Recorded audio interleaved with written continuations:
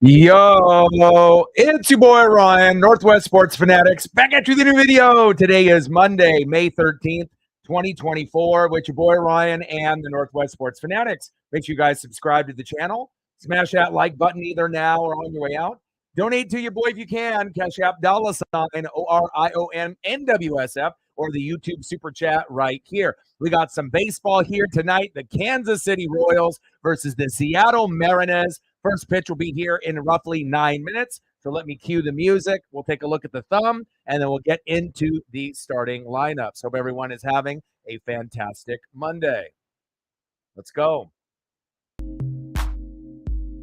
And these next three series are going to be very difficult for the Seattle Mariners, the Kansas City Royals, the Baltimore Orioles, and then the New York Yankees. So we'll really see where we match up with a lot of these teams moving forward. Shout out to all the people watching on Twitter/X as well as YouTube. And on the thumb, you already know what it is. It's going to be Bobby Witt Jr. on the left and Julio Rodriguez on the right. Congrats to J-Rod on getting his second home run of the season, and hopefully we can continue that trend in this particular series. And now up, let's go over the starting lineups for the visiting Kansas City Royals. Leading off for the Royals, playing third base, Michael Garcia. Batting second, playing shortstop for Kansas City, Bobby Witt Jr. And ever since he made that move from third base to short, it definitely has elevated his career. Batting third, playing first base, Vinny Pasquantino. Batting cleanup and batting fourth, catcher Salvador Perez. Batting fifth, playing second base for the Royals, Michael Massey. Batting sixth and playing right field for Kansas City, Nelson Velasquez.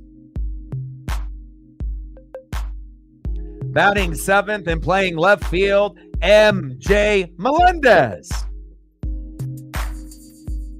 Batting eighth and DHing for the Royals, Adam Frazier. And batting ninth, playing center field for the Royals, Darian Blanco. And on the mound for the Royals with a 3-1 record, an ERA of 2.36, Brady Singer.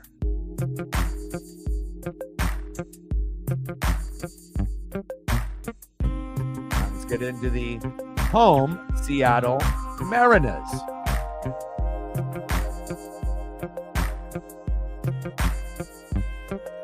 Leading off for the Mariners, playing third base, Josh Hollywood Rojas.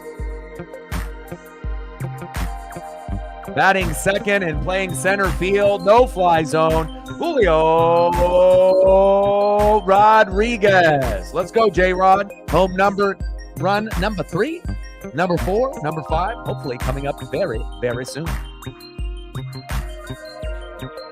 Batting third, playing second base for the Mariners, Jorge Polanco. Go, Jorge. Trident's out. Batting cleanup and batting fourth, big dumper, catcher Cal Raleigh. Batting fifth and playing right field for Seattle, Mitch Haniga. Batting sixth and playing left field for Seattle, Luke Raley. Batting seventh and DHing for the Mariners, Mitch Garver. Batting eighth and playing first base for Seattle, Ty France. And batting ninth, playing shortstop for the Mariners, Demo Dylan Moore.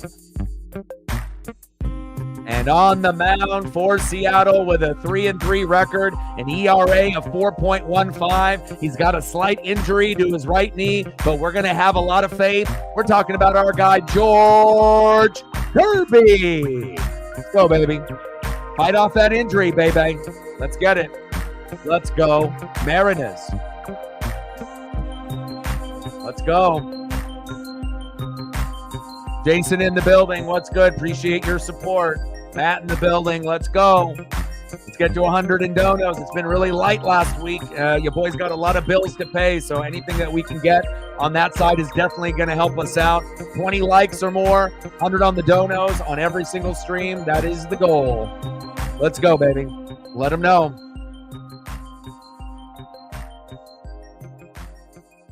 Focus in the building. What's good, brother?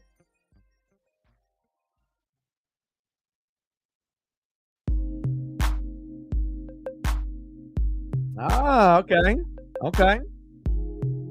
Daniel in the building. What's good? And we got Brady Singer, Michael Waka Waka Waka, and Alec Marsh for the next 3 starts for Seattle. And we'll see if we can hopefully tee off on some of these guys.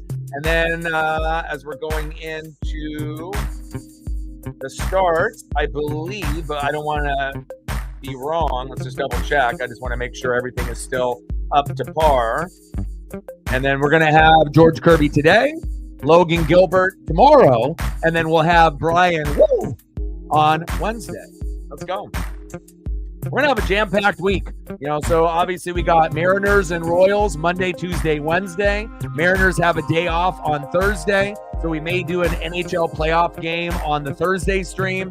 Friday, Saturday, Sunday, it's going to be obviously the Mariners and the Orioles. I may be, doing something, on one of those days on Saturday or Sunday. And also King and Queen of the Ring for WWE is going to be on Saturday at 10 a.m. So I may end up doing that and the Mariner game. That is going to be on at 1 on FS1. It might overlap, so I don't know. I might have to pick and choose. But again, if I don't do the WWE pay-per-view, it'll be like the 3rd one in a row that they've had in like a foreign country, where they've had it in Australia. They'd have it, in different locations, France, Saudi Arabia. So every time it seems like, we want to be able to, have a regular time on a Saturday or Sunday at like 5 p.m. Pacific. A lot of the, pay-per-views lately for WWE being overseas have been like 5 a.m., 8 a.m., 10 a.m., and it's a little early, for that. But, we'll figure it out as we get further along, obviously, into the week. But definitely very, very exciting. So Royals and Mariners, next 3 days. Thursday, we'll probably do an NHL playoff hockey game on that particular day since the Mariners are off. Friday, Saturday, Sunday, Orioles versus Mariners. And then as we go into the new week, then we're going to be playing against the New York Yankees. So definitely jam-packed, and even a WWE pay-per-view that I may end up doing a live stream for this Saturday at 10 a.m. Let's go, baby. David in the building. What's good?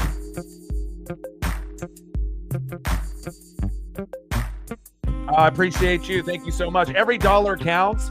And again, when you have bills, I only get paid once a month, on the YouTube side. So if you're only getting paid once a month and you got bills that are kind of coming in before that due date, I don't like to have things be late or to be behind on stuff. So anytime that people can donate either through the super chat, that helps, or through like Cash App or Venmo, that'll actually help me get my stuff taken care of at the moment. And I appreciate you very, very much. Focus, my guy.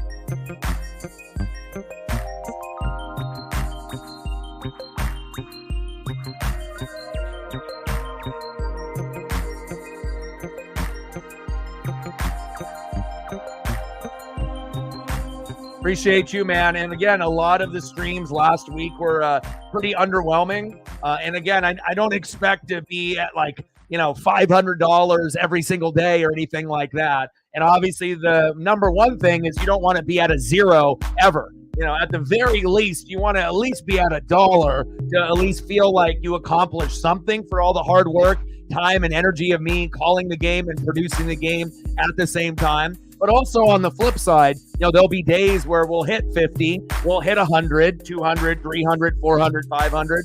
But again, from each day, you don't really know what you're getting. So, it's not like a normal paycheck like everyone else gets, where how many hours you're going to be doing, what you're going to be getting paid at the end of the week or at the end of the month. Literally every single day, you never really know what you're going to get yourself into. But again, you have to have faith, you have to be mentally strong, and you got to have a great fan base. And luckily, we have all three of those things. Focus, my guy, appreciate you. Let me know what you want to do for photos, and I got you. Stacks on stacks, racks on racks, a little Cactus Jack. Bang, bang, $25 dono. Great dono to start off the stream before the game even starts. We got 75 to go to hit the initial goal. Thank you. And again, Paisley's dog food, just being able to maintain and take care of her, making sure my cell phone is paid off, the internet bill, just the basic stuff. I don't necessarily need to be rich. I just need to be able to survive. So thank you so much. Appreciate you.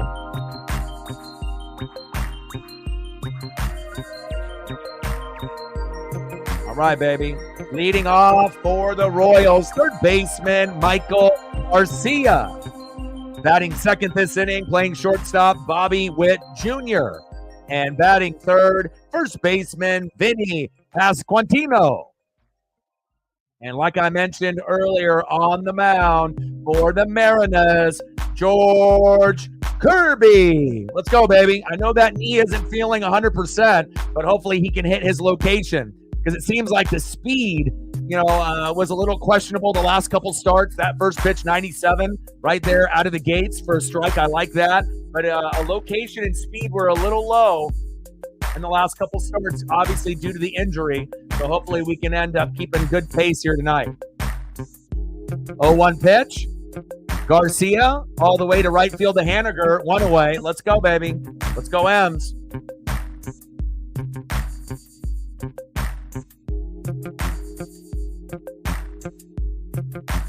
Next up for the Royals from Kansas City, shortstop Bobby Witt Jr. And I saw Bobby Witt Jr. In his rookie year very early in the season, late April, early May, in Bobby Witt Jr.'s rookie season, and Julio's rookie season. And coincidentally, I ended up getting a Julio foul ball in that particular game, and that's when Bobby was playing third base. And obviously making the switch to shortstop, I think, has been great for his career. I'm not saying that he was out of place at third base, but he definitely is a multi-talented player that can play multiple positions. But I think shortstop obviously is suiting him very well. Not that he was bad at third base. I mean, I think that he could still be a third baseman here today. But if they feel, that they can have another individual like Michael Garcia play it better, and then he can play short and help him with defense, and so be it. Bobby Witt Jr. with a little bloop single. Here, that's what happens when I talk someone up that's a great player. They find a way to get on base right out of the gate. Nice hit by Bobby Witt. I see you, baby. Just hanging it right down the middle. And again, if you're going to hang it right down the middle, that's one guy you don't want to do that to. Him or Salvador Perez, one of the only original members from that World Series back-to-back, team that ended up making that visit to the World Series a few years ago. Next up, playing first base, Vinny Pasquantino. I appreciate you, man. It means a lot because, like I said, last week we had a lot of underwhelming streams. Like out of maybe 6 or 7 streams, I think we had 5 of them. 5 out of 6 or 5 out of 7 that were really, I don't want to say bad or terrible, but a lot lower than I was expecting. And then obviously when you have bills that are due, it kind of raises the anxiety and the pressure a little bit, just kind of wondering, okay, when am I going to be able to get these bills paid? So thank you so much. I appreciate you.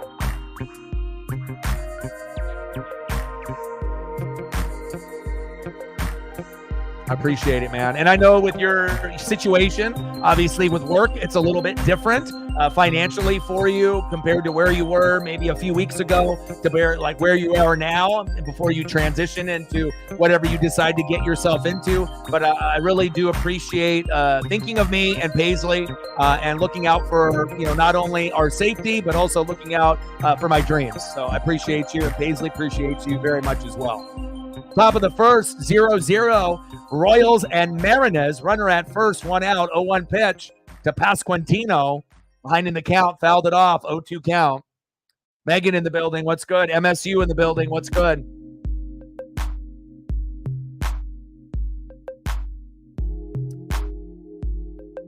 It's always great when you can see the Rockies, end up sweeping the Texas Rangers. So obviously we're back in first place. I love that. And the Royals, they're sitting in third. So I wouldn't be surprised if Kansas City gets a little bit better as the year goes along.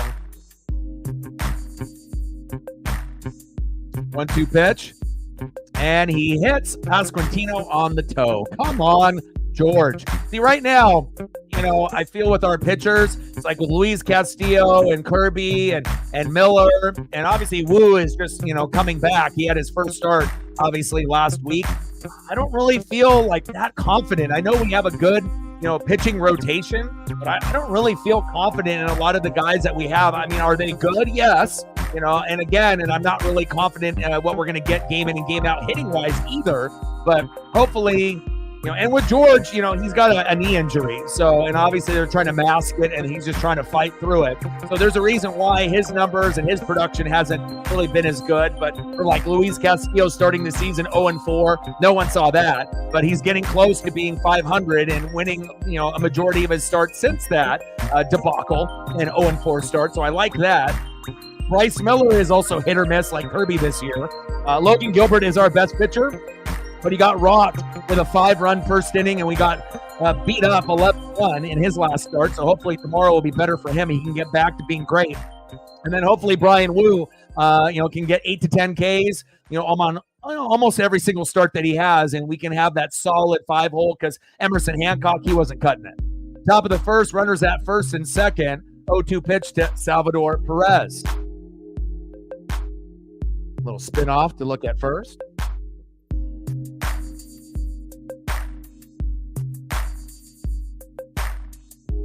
Let's go, George.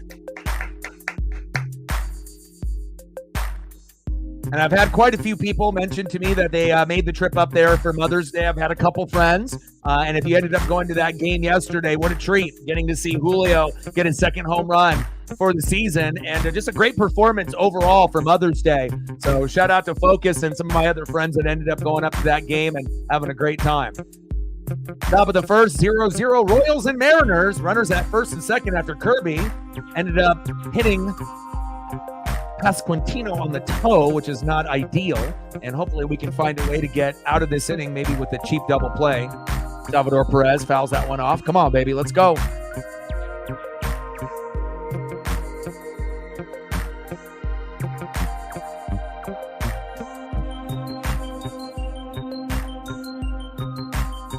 One-two pitch. Perez fouled it back. Count remains 1-2.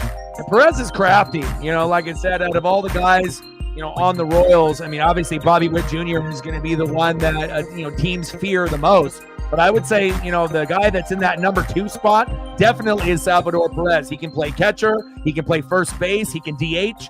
He's solid, and he's been there for a long time. Look at him fight off these pitches here. He's not giving up. That was a 6th pitch.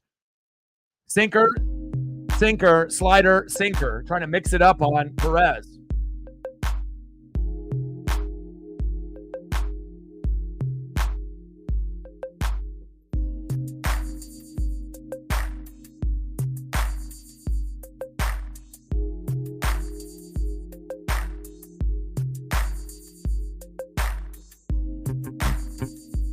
All right, we got a full count. 3-2 pitch from Kirby incoming. 3-2 pitch. Top foul.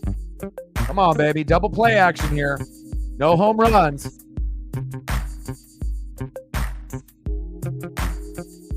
Thank you for liking and retweeting, Megan. Appreciate you. And if anyone is watching on the Twitter/X, salute to you. And if you're in the room, do your boy a solid and like and retweet the live stream on Twitter. It'll help us get more people on the stream. And he hits Perez in the shoulder. George Kirby, what's going on here? See, and there's a reason why I didn't put Kirby on the thumb. Normally I like to be able to put Julio, right? And then sprinkle in a couple of the other guys, like maybe JP or Cal once in a while. And normally I'll do Castillo, Kirby, Gilbert, Miller, and I'll throw them on the thumb. But this year I haven't really felt confident in some of these guys, so I don't want to jinx them. So until they can prove to me that, they're going to be consistent like Logan Gilbert, he's going to be the only one that gets on the thumb until the other four can prove to me that they're willing and deserving of it. George Kirby, come on, man. And I had a fear that something like this was going to happen in one of the games, or maybe we would have one game like we had last year where we're going to go 7-8 innings with nothing, and that might be the case for one of these games. Hopefully not tonight, but hopefully the Mariners can win 2 out of 3.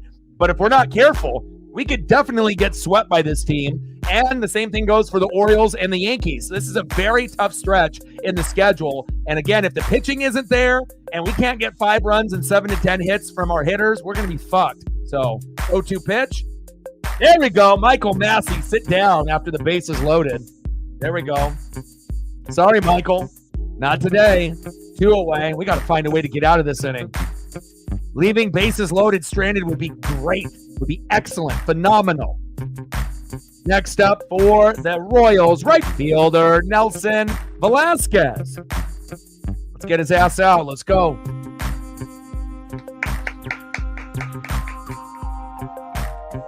Pitches outside, 1-0 count.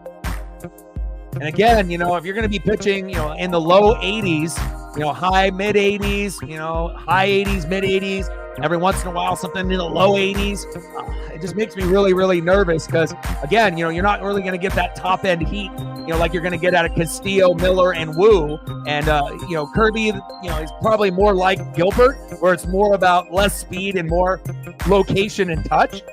But if you don't got speed and you don't got location, you're going to have bases loaded in the first inning and you already hit 2 guys. And on top of that, he's got a knee injury. So got to pray today that we can find a way. 1-1 pitch. Pitches outside. 2-1 count. I mean, way off the plate, too. Now, shout out to Jared Goff and the Goffense. Well-deserved. And again, I've been on the Lions for a long time. I knew that they were going to have a big, big year. I, drafted a lot of their players in fantasy this last season, knowing that they were going to have a breakout year. And, well-deserved.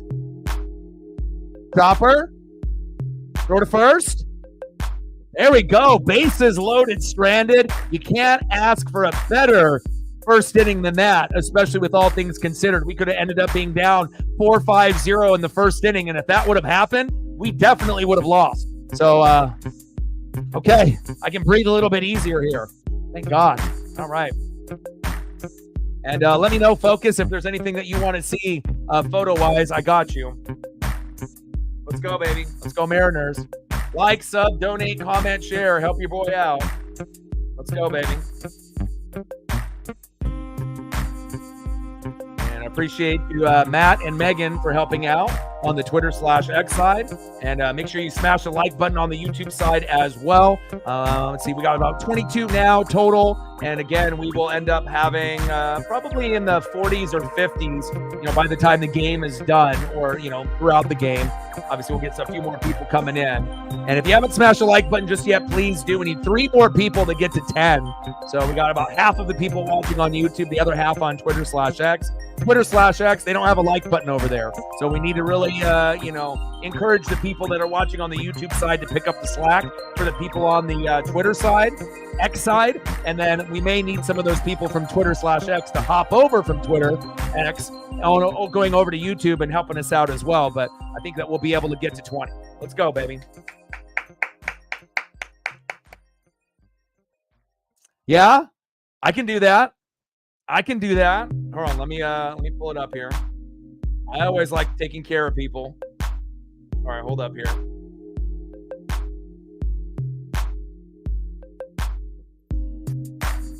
We'll get your mom prime time on the NWSF.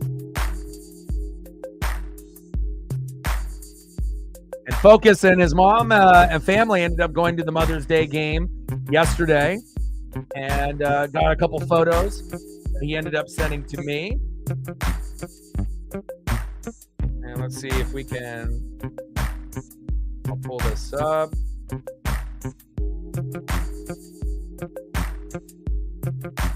I'm going to send it to Matt, and then we'll format it, and I'll bring it over. There we go.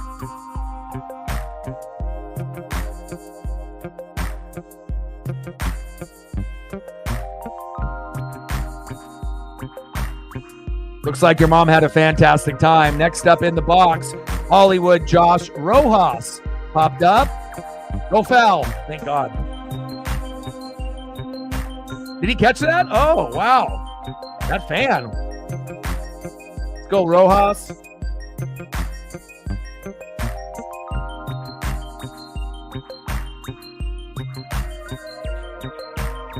Let's go, baby.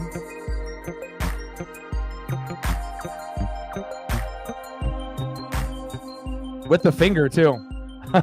Let's go.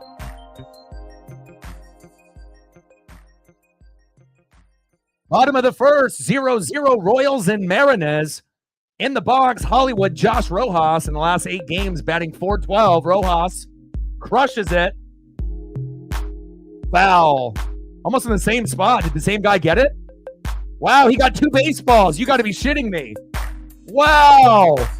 Wow, that fan got back-to-back foul balls in the same exact location from Hollywood Josh Rojas. Are you kidding me? I don't know if I've ever seen that before. Unbelievable. I mean, I'm pretty lucky myself. I mean, I've gone to like 7 games and I've gotten 3 baseballs, but what are the chances of getting back-to-back foul balls in the exact same spot from Hollywood Josh Rojas? Unbelievable. That was awesome. Man. 2-2 pitch. Rojas. Now he goes deep center. 1 away. Damn, that fan is incredibly lucky. And what are the chances of having the same type of swing and having it land in the exact same spot? Unbelievable. What a dude, that's going to be a day that he'll never, ever forget. And I wonder if he's ever even gotten a ball before. Maybe those are his first 2 baseballs that he's ever gotten before. They're doing a lot of tweeting and putting them on the gram right now as well. Awesome. Next up, Julio Rodriguez. Go, J-Rod.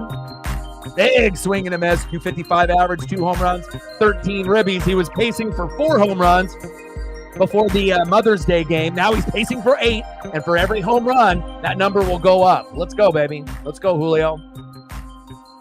Pitch in the zone. He takes a strike looking behind in the count, 0-2. Chris in the building. What's good? Let's go, Mariners.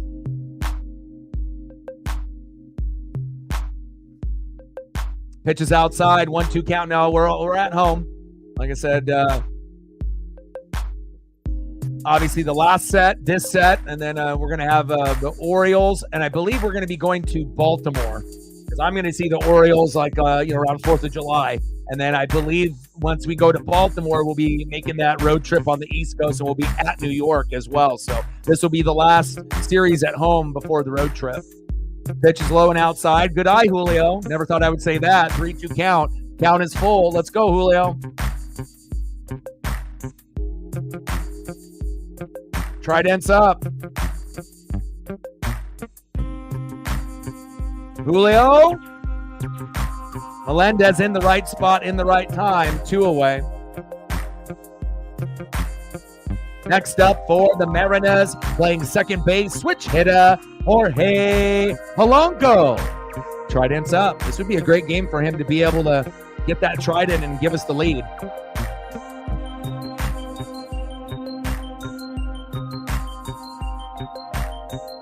Man, I'm still like having a fan moment right now, because like I said, there's nothing that'll get your fandom up on a higher level than getting a ball. Like, unless you end up getting a cleat or a glove or a bat, but the chances of that happening are so uber slim. But to get a ball, it's a real special thing, and it definitely can take your fandom to being like, oh, I'm just, at a game, to like being like a super hardcore fan once you end up getting a ball. Big swing and a miss. And there goes Polanco. strikes out swinging.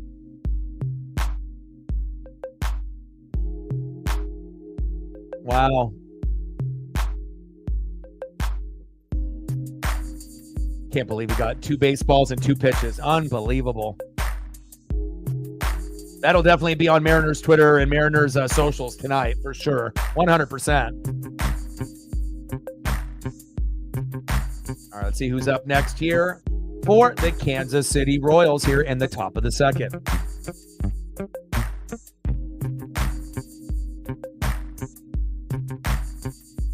All right, leading off for the Royals in the top of the second, left fielder M.J. Melendez. Batting second, DHing for Kansas City, Adam Frazier. And batting third, playing center field for the Royals, Darian Blanco.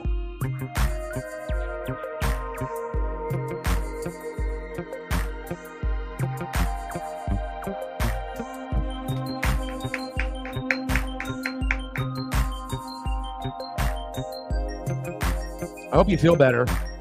You've been having lots of things happen. Either up here, with the not feeling well, or an injury here or two, to either a thumb or a foot. Take care out there, like I said, and hopefully things will slowly get better for you. And anything else that you want to be able to see focused besides your mom and you at the game, let me know. I appreciate you very, very much. Let's go, baby. Like, sub, donate, comment, share. Help your boy out.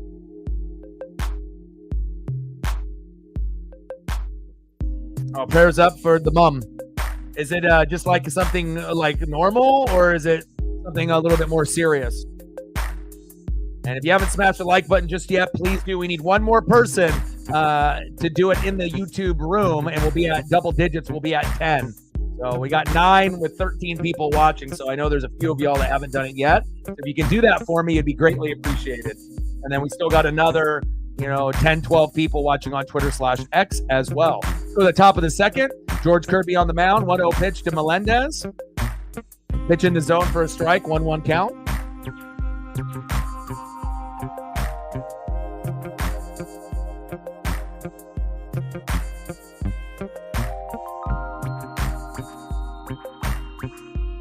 One pitch low into the dirt. 2-1 count. Let's go, George. Find your rhythm. Put that first inning behind you. And remember, you didn't give up anything. So even though it wasn't good and you hit 2 batters, at the end of the day, it's still 0-0. Pitch is outside. 3-1 count. But you can definitely tell that the injury is bothering him. He doesn't look right. He doesn't look like the normal George Kirby, the dominant George Kirby I'm used to.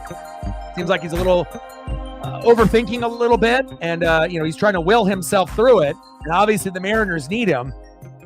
But again, just because you have the names, of the guys, like Luis Castillo and George Kirby and Logan Gilbert and Bryce Miller and Brian Wu, doesn't mean that they're going to have 10 Ks every start. Sometimes they're going to get roughed up. And sometimes it's, Kirby just not pitching well, but also it's a combination of the other teams just really playing well and hitting well. So sometimes Kirby's going to bring all, he's got, but it's not good enough sometimes. Popped up, 1 away.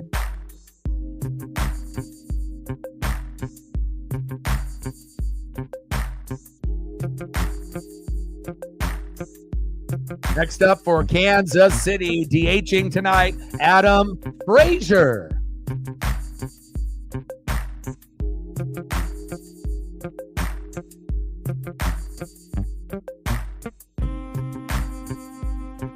Pitch right down the middle for a strike to Adam Frazier, 0-1 count. And I don't think it's, they haven't really,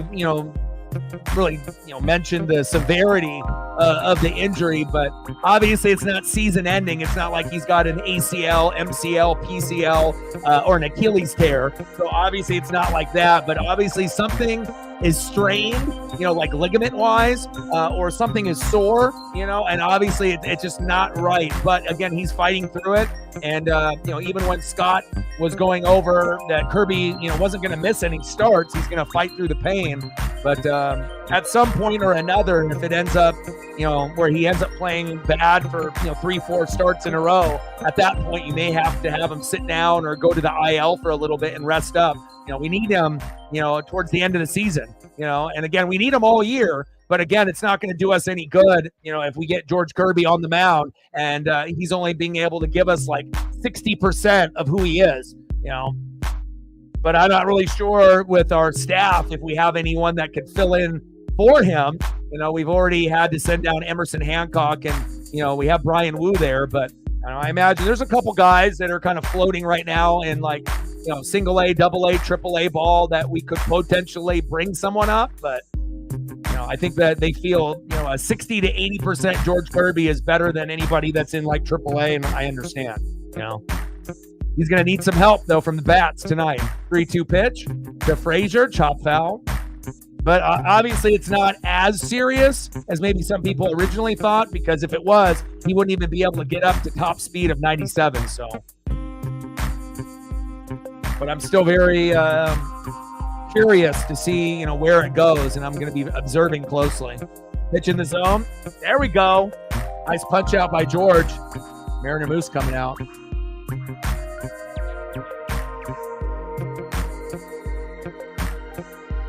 Nice job, Kirby.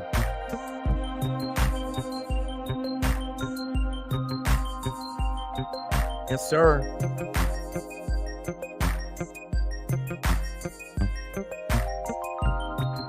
Next up for the Royals in the top of the second with 2 outs, center fielder Darian Blanco.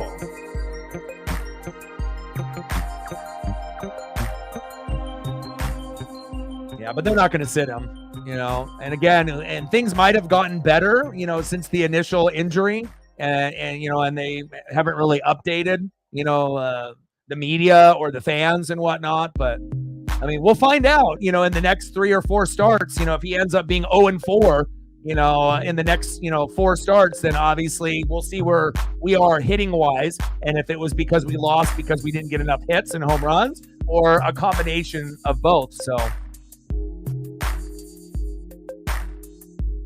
and now we got Cal Raleigh leaning over with an injury. Fuck.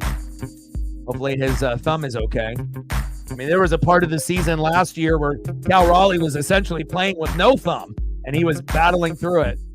Gets teeth pulled, comes back the next day. I mean, Cal is a tough son of a bitch, and he'll be out there. But hopefully this isn't something serious, because it's not like we have Harry Ford that we can just plug in. He's still in, AAA, and we don't have Tom Murphy anymore. He was our backup catcher, and we got Sebi Zavala, but Zavala is a pretty big downgrade from Cal Raleigh.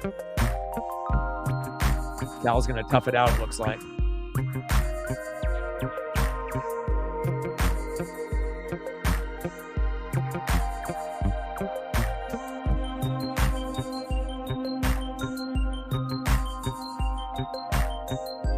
Next up, third baseman Michael Garcia. Top of the second, runner at first, 2 outs. 0-0, Royals and Mariners. Let's go, baby. Throw to first. Safe.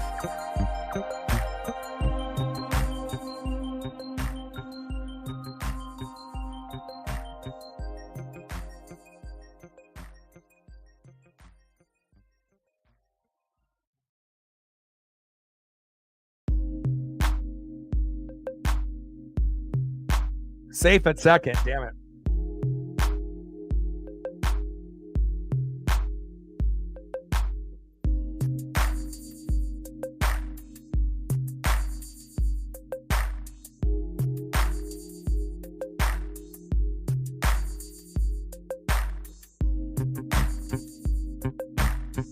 Top of the second, 0-0 Royals and Mariners. Pitch is outside. 1-1 count.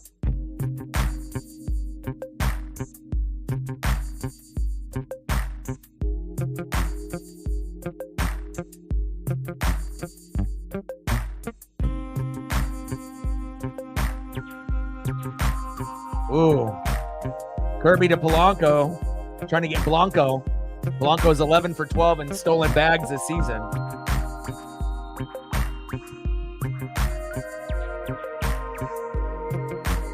Top of the second, 0-0, Royals and Mariners. Runner at second, 2 outs.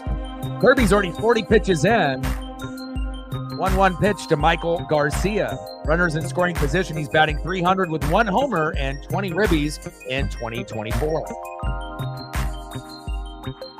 Now, I was trying to go to Ground Control, that 2-story arcade, maybe go get pizza or burgers and maybe even Voodoo Donuts. But, we got the WWE King and Queen of the Ring at 10 a.m. And then after that, we got the Mariners and the Orioles on at FS1 at 1 Pacific. And then on Sunday, they play at 10:30. So not sure if I'm going to be able to do the arcade, this weekend, or we might push it out till next weekend, considering we got a lot going on and a good series against the Baltimore Orioles, as well as a WWE pay-per-view. But I haven't really decided yet, what we'll do, but we'll figure it out as we get closer to the weekend. 2-2 pitch from Kirby to Garcia. Got him. There we go. 96 miles an hour, baby. There we go, George. Nice job. 2 innings pitch, 1 hit, no earned runs, no walks. He's hit 2 batters, 3 Ks. It hasn't been pretty, but we'll take it. There we go, George.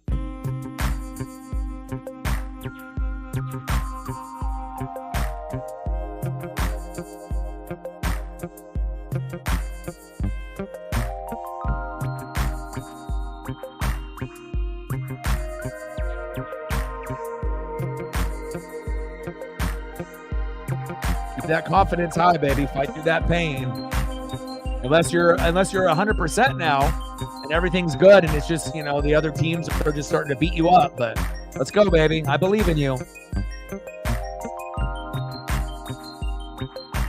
Let's go to the bottom of the second inning. See who's up here for the Mariners. Next up for Seattle, big dumper catcher Cal Raleigh. Batting second and playing right field for Seattle, Mitch Haniga. And batting third, playing left field, Luke Raley. Let's go Mariners.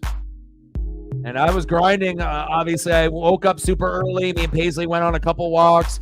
I got to shoot some hoops at that park, Cooper Park, down from my house about 15 minutes away. Got some threes in, some free throws in, got some, good walking and exercise in. And then I just started grinding on the thumbnail. So I got all 3 thumbnails done for today, tomorrow, and Wednesday, which I normally don't get a chance to do. So that'll give me more time to be able to spend with Paisley these next 2 days, which that is exciting.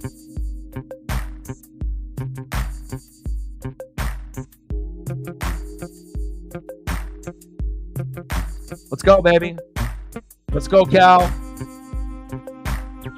My guy, baby. Cal. There we go. First pitch right down to right field. Cal's going for 2.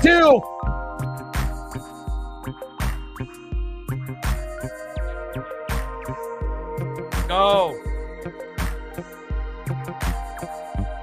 Let's go. Cal Raleigh with a double. Here we go, baby. Exit velo 101.8. First pitch strike. Let me take it over the first baseman's head all the way to right field. And they call him the big dumper because everyone thinks he's slow and he's a fat ass. But hey, he's a lot faster than Ty France. They don't call Ty France a big dumper. All right, there we go. There we go, Cal. And Cal lost weight in the offseason. So did Ty France. But again, you can always lose a little bit more and be a little bit faster. There we go, Cal. Nice job. Next up, everyone's favorite, Mitch Haniga.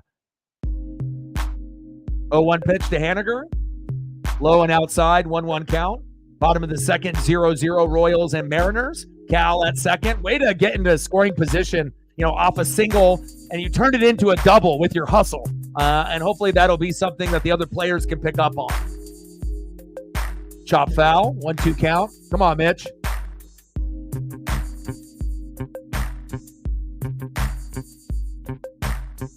Bring that electricity, baby.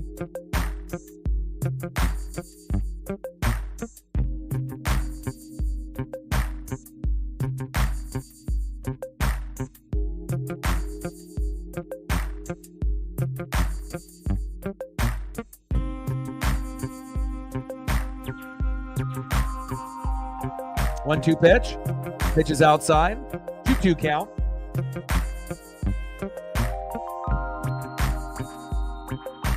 Let's go, Haniger.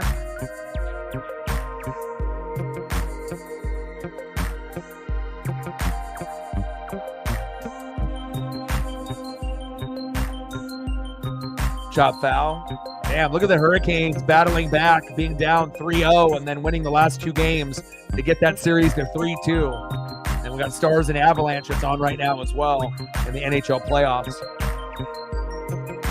Road to the Stanley Cup. Brady Singer on the mound.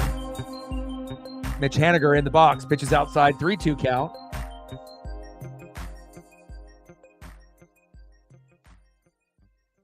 And Brady Singer, 3-1 record with a 2.36 ERA. So it's going to be difficult to be able to get runs on him, but hopefully we can find a way. Punched him out. Big K for Brady there. 1 away. Cool photo. We're not haters here.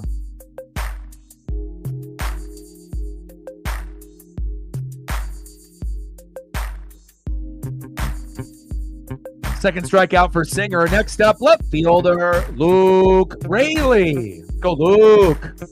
Got a new photo for Luke as well. Finally, with enough games played, I don't have to use the opening day graphic of him. Chop foul.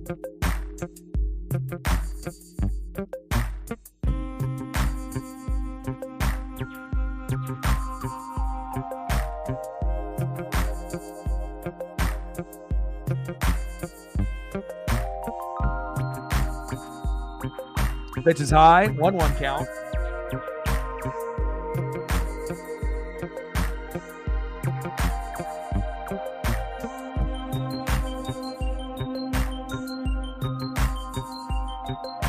Let's go, baby.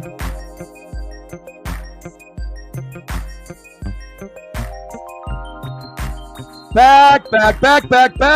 Gone! Luke Raley, homer to center, 432 feet. Let's go, Mariners! 2-0, Seattle. Luke, I am your Faja. Let's go! Fuck yeah! Trident's up, baby. Bring that electricity. I decided to do a new photo for you today. And what do? You repay me with a 2-run bomb, baby. Dinger! Let's go. Fuck yeah. Trident's up. Fuck yes. And like I say on every stream, make sure you guys are taking care of your mental health. Addiction, depression, anxiety are things that we go through on the daily. And if you feel like you're slipping, make sure you're making the proper adjustments so you can win the day. Just like Luke Raley just did, baby. 2-0 Seattle. Mitch Garver in the box with the 0-2 count. Let's go, baby.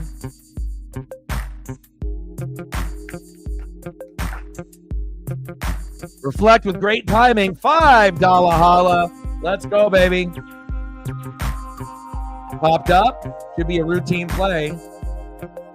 There we go. 2 away. Thank you so much. I appreciate you. Stacks on stacks. Racks on racks. A little cactus jack. Bang, bang. Reflect with a 5er. Appreciate you so much. Thank you. Me and Paisley appreciate it tremendously. We're at 30. $25 dono from Focus, 5 from Reflect. We're going in the right direction, baby. Let's go, Luke. I always love it when we have unexpected heroes in the game where you don't really expect anything from the guy, and then you get magic once in a while, and it feels good because this Kansas City team is going to be very tough, and I would be shocked if we sweep this team. I think best case scenario, 2 out of 3. Obviously worst case scenario, getting swept. And it is possible we will only win 1 out of 3. But I'm hoping 2 out of 3. And then if by some kind of divine miracle, if we can go 3 for 3 and sweep them, that would be great because we got the Orioles and the Yankees next on the road. So it's definitely not going to be easy. And I just talked to my buddy Justin about our plans to go to the arcade. And I told him, we got a WWE pay-per-view at 10 a.m., King and Queen of the Ring, right? And I may or may not stream that. Then on FS1 on Saturday, they're playing at 1 against the Orioles, right? And then on Sunday, they play at 10:30. So I don't know. We may, or I may do the arcade thing, after the WWE and the Mariner game on Saturday, or we might just push it out to another following weekend. I mean, I don't really want to miss too many matchups with the Orioles and the Mariners, considering, we might end up seeing them in the playoffs at some point, and they're fun to watch. If I had to choose one team to watch out of everybody in the American League, Baltimore would probably be my number one team after Seattle, honestly. No disrespect to the Yankees and Aaron Judge and Soto and Giancarlo Stanton. They're going to obviously, put on a show for their fans, right? The Rangers, they're good, even though they got swept by the Rockies, thank God. There's going to be a couple teams there that, will be in the running and be in the mix. But I think as far as unless you are a Ranger fan or a Yankee fan per se, I think a lot of people enjoy watching the Mariners and the Baltimore Orioles because they can see the potential in these young and up-and-coming teams where, we might end up getting to, an ALCS or World Series sooner than later. There we go, Ty. There we go. Let's go. I appreciate you. Great timing. Here we go, Ty. Nice job, baby. And speaking of a guy that has stepped up tremendously since JP got hurt, shortstop Demo Dylan Moore. Let's go, Demo. And I know that JP Crawford and Dominic Canzone are going to be starting their rehab stint with the Tacoma Rainiers very soon. So we're going to hopefully get both of those guys back in another, hopefully about a week from now or so, roughly. And we may see those guys back in our lineup, thank God. We're going to need some extra juice out of the hitting. Bottom of the second, 2-0 Seattle. Runner at first. Singer pitches outside, 1-1 count.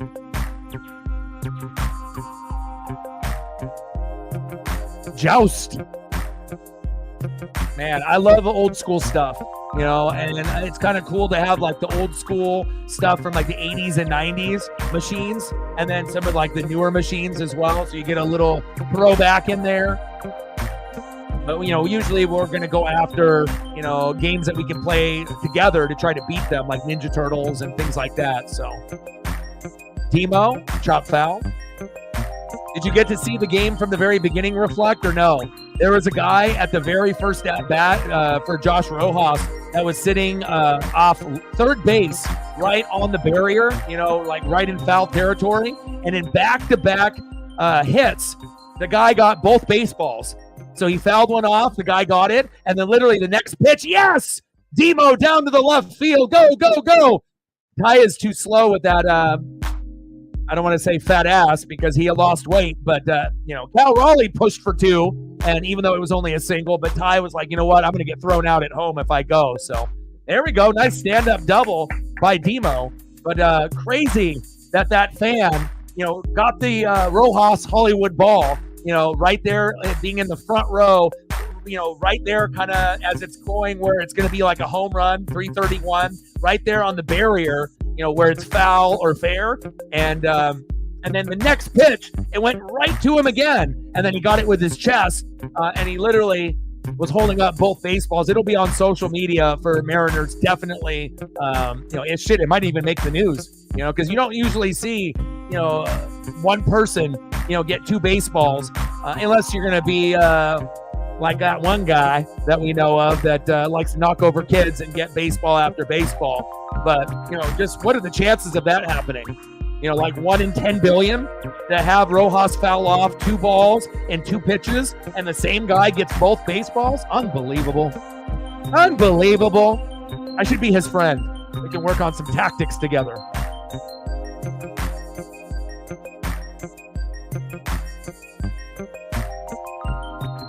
Wow, Mario Bros. Joust. Look at that. RoboCop. Cool. I saw your photos there.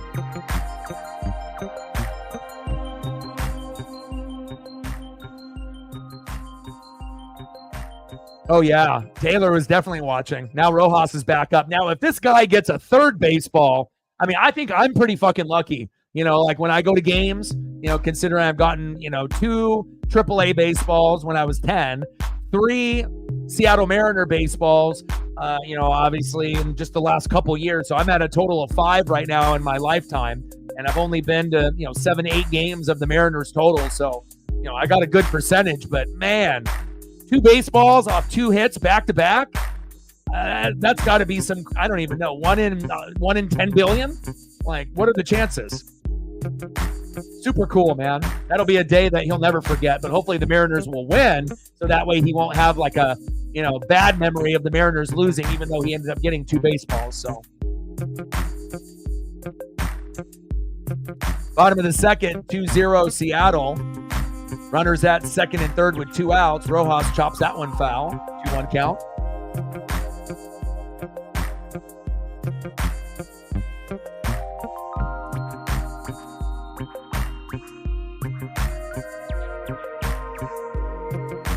Pitch in the zone for a strike from Singer. 2-2 count. I'm a honey badger though too. Like I said, I know where to sit. I'll get a ticket with my buddy on the aisle to increase my chances, so that way if I can go up and down 5 rows, that will exponentially give me better chances of getting a baseball. But again, I've also sat in the middle of an aisle where they have like 15 seats, and I've been in seat 7 and 8, like right in the middle. So it has to literally come right to you, or you're not going to get it. And that's how I got my Aaron Judge ball, where I was like on the visiting section with the Yankees. Oh, line drive, Bobby Witt Jr. Unbelievable. Should have had Bobby Witt at third base, and maybe that would have been a hit. But, each baseball that I got was a little bit different. Like when I ended up getting my first one, the Kike Hernandez, I predicted that I was going to get a ball, like 10 years before that. And I was like, you know what? Even if I got a slide past a grandma or grandpa, I'll get it. And then when I ended up going to the Dodger game with my dad in Seattle, lo and behold, who's sitting on the aisle, a grandma and a grandpa that are like 95, and I was sitting third in, and I had to slide past them, to end up getting the ball. And then on the Julio one, I was on the aisle, obviously off first base, and it hit the guardrail, bounced a couple times, and I got that one. And then obviously the Aaron Judge one, I was sitting, behind the Yankee dugout, maybe about 10 to 15 rows back, and ended up getting that ball sitting right in the middle. So if it was literally not like a foot in front of me, to the left of me, the right of me, or behind me, or in front of me, there's no way I would have gotten that. But luckily, when the ball went in the air, all the hands went for it. It went up, and a Spider-Man snatched it. And yeah, but that guy sitting out there in left field, man, he's got a story to tell. And I'll probably, once he posts it to socials, and then the Mariners and some of the fans end up finding him, I'll definitely end up liking his post for sure. Shit, maybe I'll even give him a follow. Let's go. End of the second inning, 2-0 Mariners. Let's go, baby.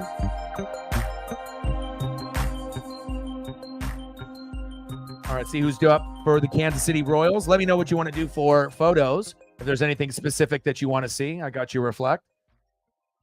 Next up for Kansas City, the former third baseman, but now shortstop, Bobby Witt Jr. 1 for 1 with a little bloop single. Batting second, playing first base, Vinny Pasquantino. And batting third this inning, catcher Salvador Perez. Let's go, George.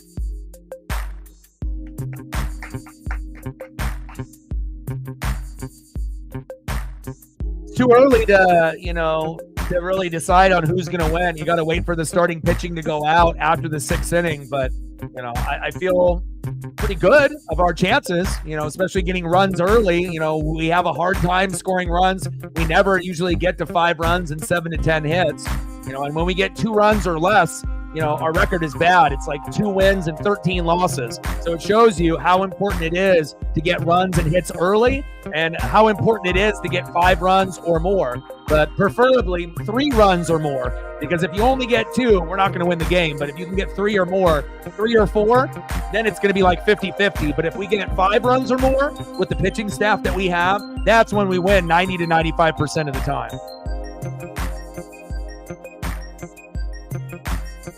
Big swing and a miss. 2-2 count. I mean, we're a first-place team in the American League West. Kansas City is third place, but they're solid. They got a better record than us. They're 25-17. We're 22-19. So, this could go either way. And realistically, one team is probably going to win 2 out of 3. It's just we got to hope it's Seattle, not Kansas City. Throw to first, 1 away.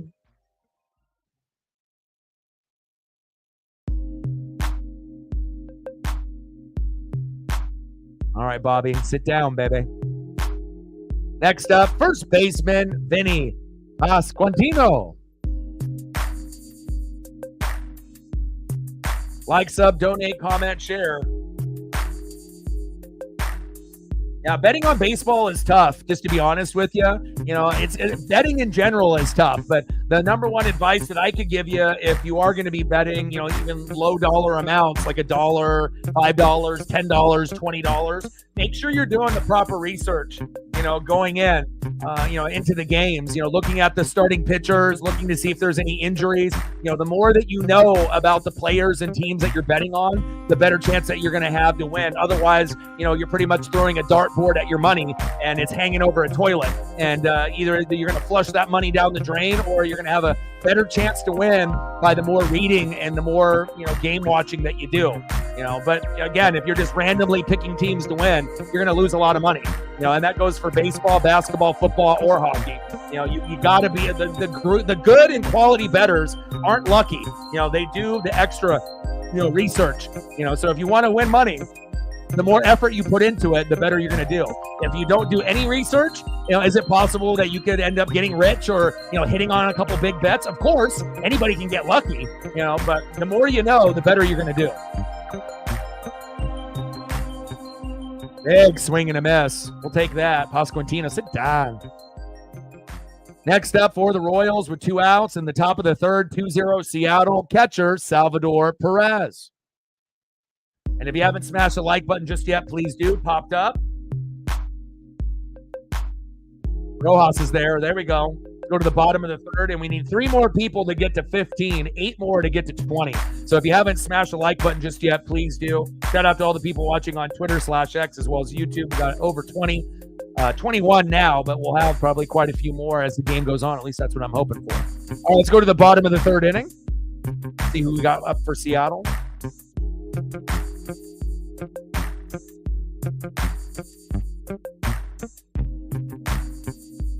Next up for the Mariners, 0 for 1, center fielder Julio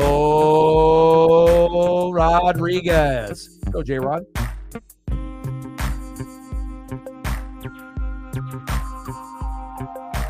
Batting second, 0 for 1 with the K. Second baseman, switch hitter, Jorge Polanco. Trident's up, baby. And batting third, 1 for 1 with a run. Big dumper, catcher Cal Raleigh. Let's go. We got to get Josh Rojas in the All-Star game, but it's probably not going to happen. Would love to see Cal Raleigh make the All-Star game. He'll probably have a better chance to make it based on being a switch-hitting catcher and with all the home runs and clutch hitting he has.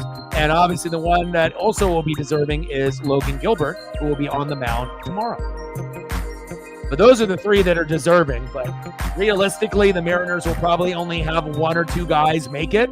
Hollywood is definitely, deserving. He's the most consistent player on the Mariners. But with that being said, he would probably be the one most likely left out. They would probably choose Logan Gilbert and Cal Raleigh before they went Hollywood Rojas. There'll be a lot of competition at third base. Even though we got a lot of good ones on the National League side, but it would be awesome if the fans and the voters, would do that for Hollywood Rojas. But he would probably have to do that type of stat line for a couple years, and then he would be considered. But just doing it this year would probably not be enough unless he starts batting like 350 to 370, from now until the All-Star break. Then it's almost like you can't ignore it, But if he's batting, 280 to 320, people will recognize that he's doing well, but he'll definitely get overlooked. So hopefully we can keep that batting average 300 to 350 for a good chunk of the year. Appreciate you. Bottom of the third, 2-0 Mariners. There we go. Julio starting a nice little hot streak. Nice single to right, my guy. Good job, J-Rod. Yeah, baby. Get that smile back. Start having fun again. And you, like I said, it's all about in the wrist. You know, you got to be able to have that good movement. You know, I ended up watching a little documentary on Tony Gwynn and talking about bat speed and being able to do it with your wrist. You know, it's not always just your eyes. You know, you have to be able to have good bat speed, and you have to, you know, link those two things up, your eyes as well as your wrist, you know, and being able to snap your wrist effectively.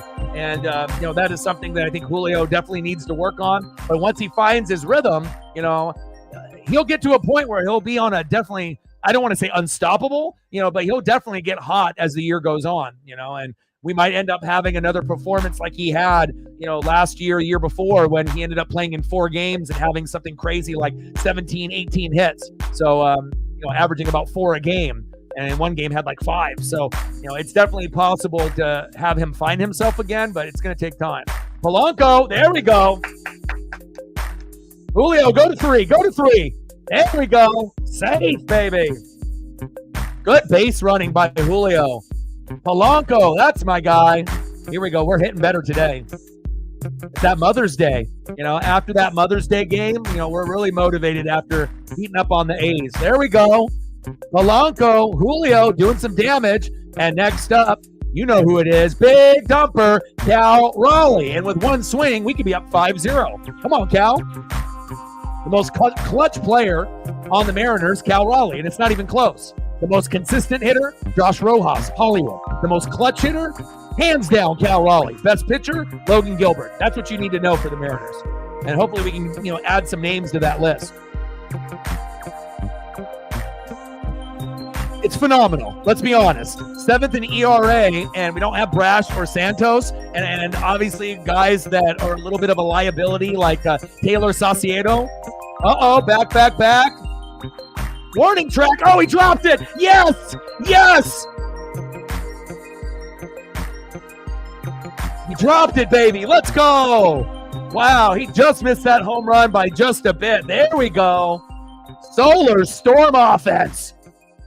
Oh, yeah.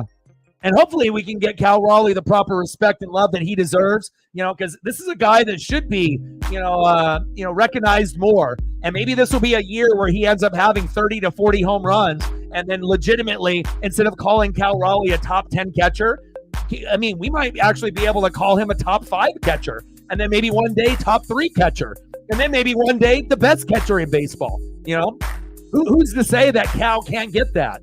You know what I mean? And a lot of us thought maybe Julio, you know, would be like the best player, all-star, you know, Hall of Fame type of guy. But let's not take anything away from Cal Raleigh, you know. And again, I know, reflect, you know, I was big on Cal early on, and I know that you had a little bit more love for Tom Murphy because he was hitting better, and I definitely agreed, you know. But Cal is showing you that, you know, even though I wish Tom Murphy was on the team, you know, he's showing you extra clutchness that we didn't really see, and he's throwing guys out, and his defense is getting better too, even though I was, you know, kind of complaining that I thought that his defense could be better. But then when you look at other catchers and how he stacks up defensively, offensively, there's not many that can match up to Cal Raleigh in Major League Baseball right now. It's not like we have, you know, Buster Posey, Pudge Rodriguez, or like Mike Piazza playing right now. So even though he's still a lower name, I feel that he'll gain more popularity and more ground, and it'll only take a couple all-star appearances before he becomes like a household name. Let's go, Big Dumper. Bottom of the third, 3-0 Mariners. Runners at first and second, baby. Let's go. Let's go, baby. Stacks on stacks. Racks on racks, Cactus Jack, bang, bang. And it's fun when we can beat up teams that are good. It's one thing to beat up the A's, and they're much better, you know, than, you know, what they were in years past. Normally last place. Now, you know, hovering around third. And it's good for them, even though there are a couple games below 500. But when you can do this to the Kansas City Royals, who actually have gained some ground, they used to be in the bottom of the barrel, and now they are actually a pretty good team now moving forward, young and up and coming like us. And when you can beat up on teams like the Royals and the Orioles, it gives you that extra confidence knowing that we're all young, but we got the pitching staff. Now we just need the hitting, and we're starting to really get the hitting now. Let's go. And also a real big reason I like Cal is because he's tough. He's arguably the toughest guy on the team. You know, catchers are always underrated. Yeah! There we go. Rayleigh. There we go. RBI. Go home. Let's go. Everyone coming into play. Everyone contributing. Let's go. Luke Rayleigh, single to right. This feels like a 5 RBI night that we got from Demo a couple nights ago. This might be a Luke Rayleigh, like groundbreaking moment kind of game for him. Like, a monumentous special occasion. A Luke Rayleigh 4 or 5 RBI kind of game. There we go. Luke. 4-0 Mariners. Let's go. And like I said, Cal was good, early on, and then obviously struggled a little bit, last year. But I mean, who did it for the Mariners? Everyone struggled, but seems like the defense is better, but also too, I don't think a lot of people understood like how many injuries Cal was kind of dealing with last year. Towards the end of the season, he was playing with like no thumb. Like how many guys that could go and get like oral surgery and have like a tooth pulled or multiple, teeth pulled, play the next game, have a strain and then still, have to be in that crouching position and having those responsibilities, as like a secondary coach out there and being able to throw guys out and call a game and keep everyone comfortable and motivated. Like I said, I feel like catchers are the most underrated position in baseball. They're like offensive linemen, punters, and kickers. They just don't get as much respect and love. But if I would have to compare them to like a single position, it's definitely O-line. O-line gets overlooked, and you need a good O-line to win in football, and you need a good catcher to win in baseball as well. Now, you can still survive without a good one, but once you have a good catcher, it definitely makes all the difference. Next up, 0 for 1, Mitch Garver. Let's go, baby. I got Luke new photos, right? And then all of a sudden he's like, okay, well, I'm going to have a career day. O-Dog got me a brand new photo. No more promo photo, and here we go. 2-2 pitch. Big swing and a miss. Got him. 2 away. Next up, first baseman, 1 for 1, Ty France. Let's go, Ty.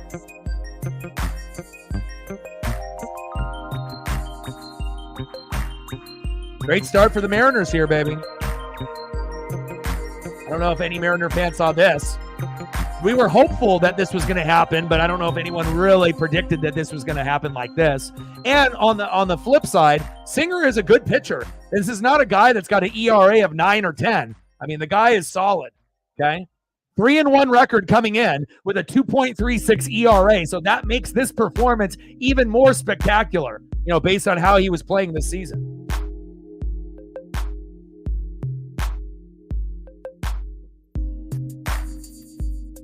Got to keep roughing him up. But I got to get that ERA to climb over 3 for him. Hopefully into the 4s. Bottom of the third, 4-0 Mariners. Runners at first and second with 2 outs. 2-1 count from Singer to France.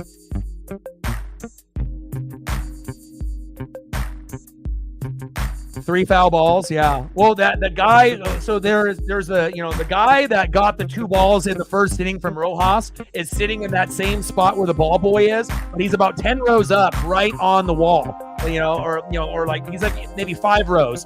So it's like you got the front row, 5 rows, like he's in the middle. And then there's like 5 rows behind him and 5 rows in front of him. He got 2. And then the guy that's in the front row, right next to the ball boy, he ended up almost getting a couple, hit right to him right there too.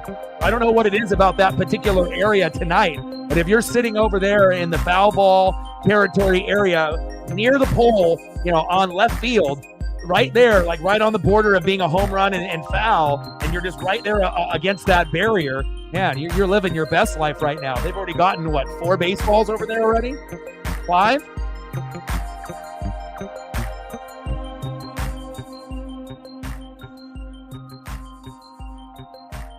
Great start.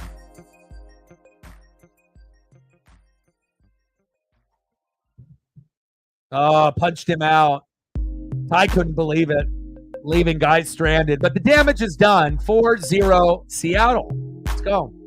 Anything that you want to see photo-wise reflect? Let me know.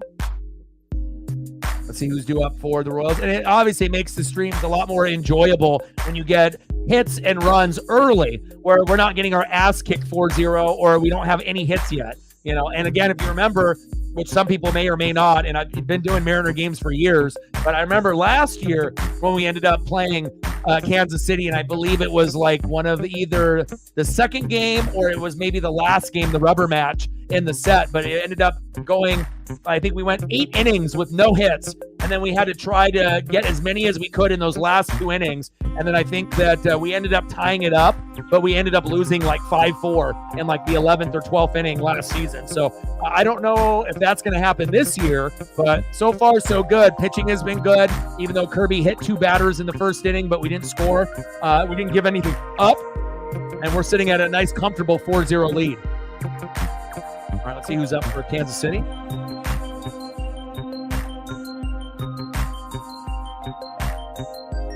New up for the Royals, 0 for 1 with a K. Second baseman, Michael Masty.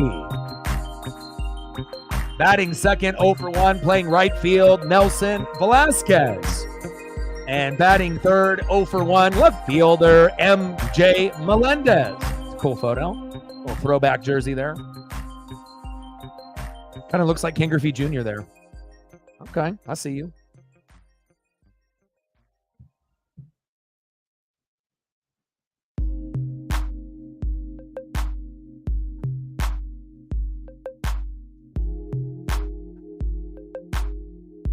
And like I mentioned a few times during the stream, make sure you guys are taking care of your mental health. If you feel like you're slipping into the darkness, make some adjustments, go exercise, eat a little bit better, listen to some music. You'd be really surprised if you start making positive adjustments to your daily routine, you can end up being healthy physically and mentally. And I'm a big, big reason of that. Let's go. Take care of yourself.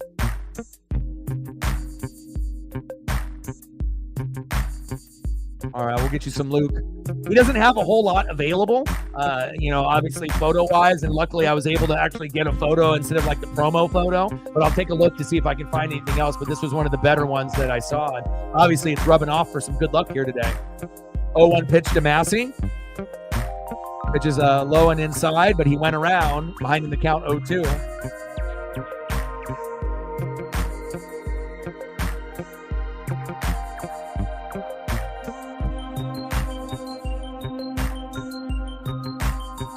I know there's some that aren't going to fit the screen either. Got him. There we go, George. 5 Ks for George.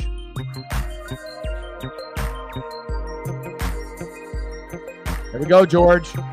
Good start after having bases loaded in the top of the first. After hitting 2 batters, you're settling in. Nice job.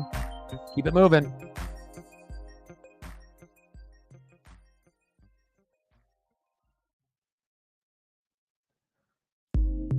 Nelson Velasquez flied out to the shortstop. 2 away. That was a quick at-bat for Nelson.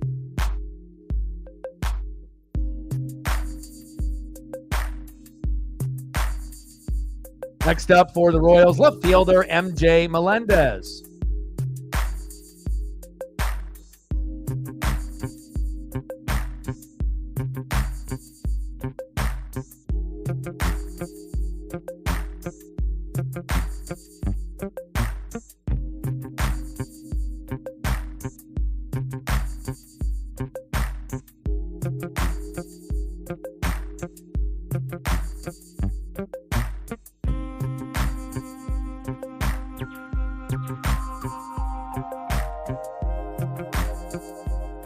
Big swing and a miss.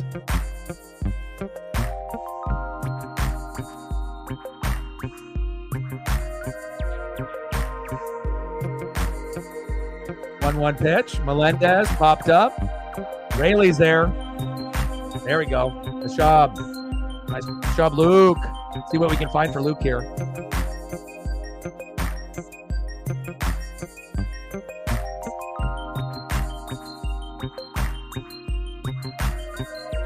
Could be a career day today for him. Monumental. Stupendous. He's on fire, baby. There's another one of Luke, a newer one. Finally, they got enough games in where more photographers are going to be taking more photos of Luke. But definitely didn't have a whole lot of options. Like I said, for the longest time, I only had a couple options to be able to use, unfortunately. They had other photos, but again, I wanted to make sure that we have stuff that looks good. And really the only ones that were available before were like this one, and I was just waiting for something better right here. This one, it's like kind of, the shot is a little blurry. It's like, could be better, and whatnot.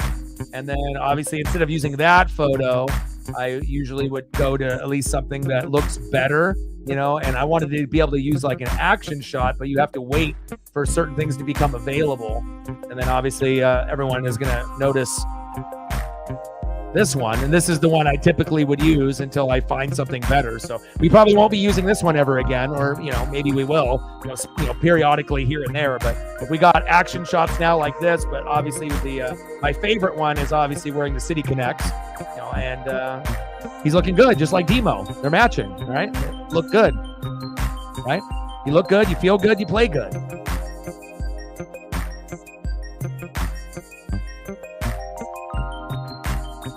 Have to add those to my queue now. I'm gonna name this real quick. Luke Rayling. Drag it into my Mariner player file. Keep it. And then I got another one here. Luke Rayleigh. I have so many files. It's like insanity.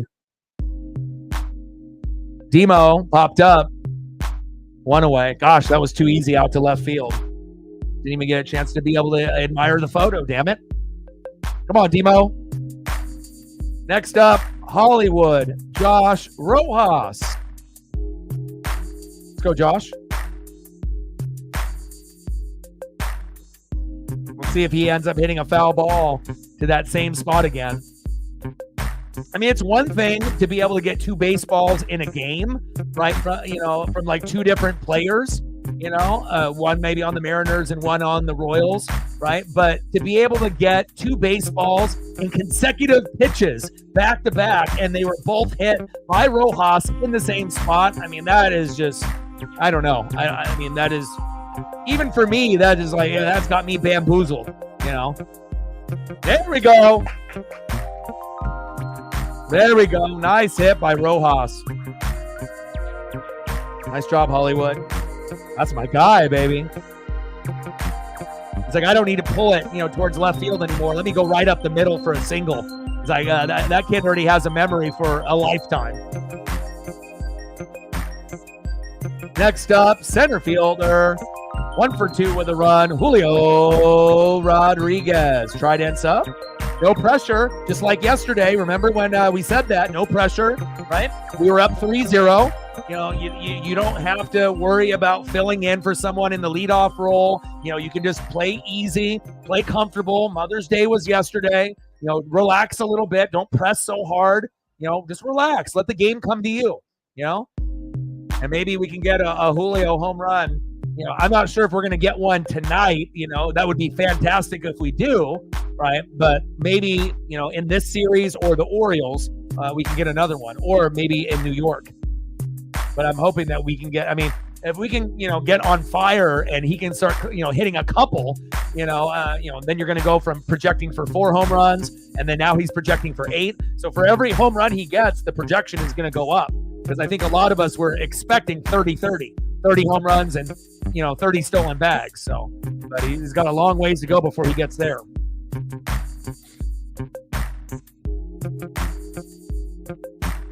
2-1 pitch. Julio popped up a mile. Routine play for the Royals. 2 away. But at least he's connecting.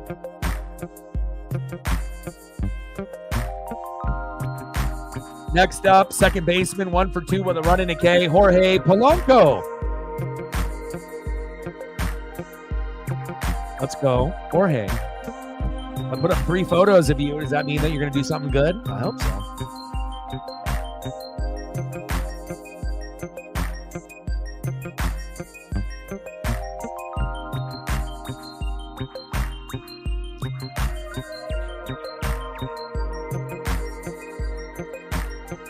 192 average, 5 home runs, and 13 ribbies for Polanco in 2024.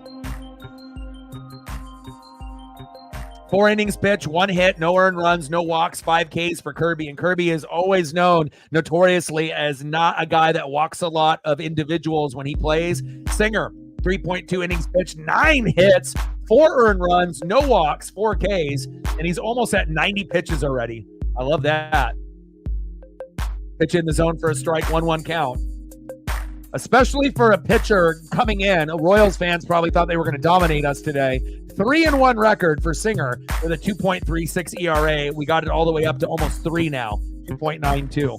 Couple more home runs, couple more hits. That'll be above 3. Come on, Polanco. Join the party, baby. Everyone's got a hit for the Mariners so far except for Mitch Garver, believe it or not, and Haniger. Those are the only 2 that need a hit today. Everyone else has got a hit.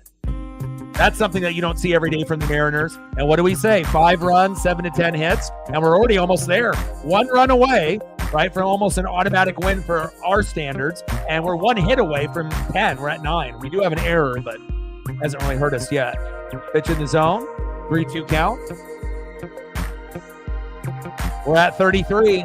Let's go, baby. 67 to go. Joey in the building. What's good?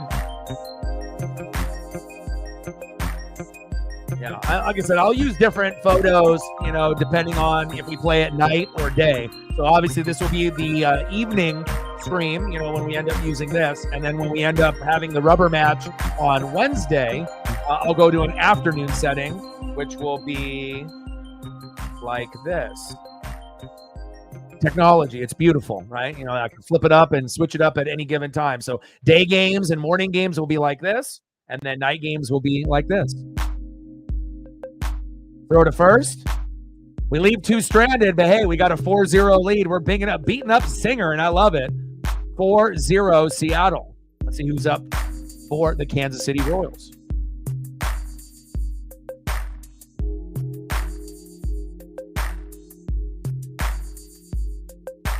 Next up for the Royals, 0 for 1 with a K, DHing for Kansas City, Adam Frazier.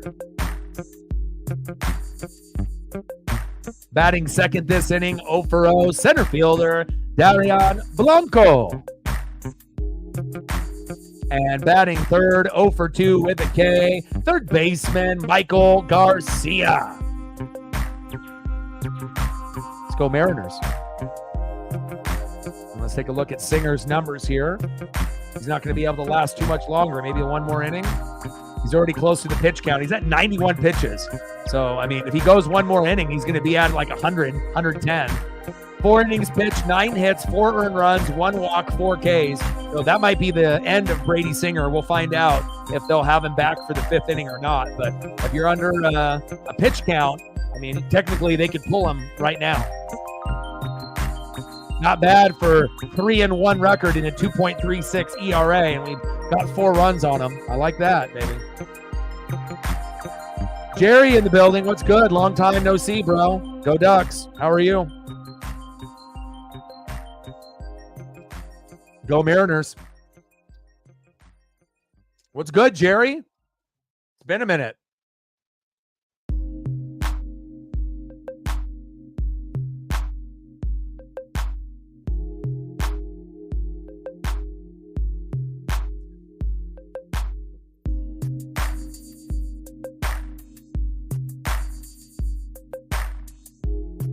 There we go. I see your little George Kittle post there. It's always good that when you can find someone that, has a video of like a route, and then you can comment, on it on top of that. So I like your post there. I always look forward to seeing what the other goats have to provide on socials. And if you haven't smashed the like button just yet, please do. We got about 30 people watching total, half on each platform, Twitter X as well as YouTube. And we need 5 more people to smash the like button to get to 20. So if you haven't smashed the like button just yet, please do. Someone just did, maybe Jerry.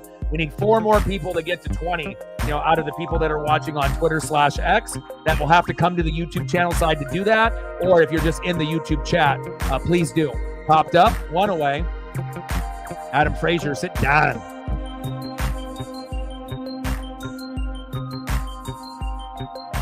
Next up for the Royals, center fielder 0-for-0, Darian Blanco. And that's one thing, if you end up, batting ninth in the order, depending on what's going on, you might not have too many opportunities to, be at bat. Like, again, and, as good as Rojas was doing, batting in the 9-hole, batting, 300, 350, 400, you're missing out at least one at bat when you bat ninth compared to batting in the, the top 6 spots. If you're in 1, 2, 3, 4, 5, 6, you're going to be batting 4 to 5 times every game. But if you bat on the low end of the order, 7, 8, 9, there's a chance, depending on what happens in the innings, good or bad play, you may only have like 3 at-bats, and if you're a good hitter, you're definitely hurting your team by not having that 4th and 5th opportunity. Big facts. Pitch outside for George Kirby to Darian Blanco, 2-1 count. Top of the 5th, 4-0, Mariners. Let's go, baby.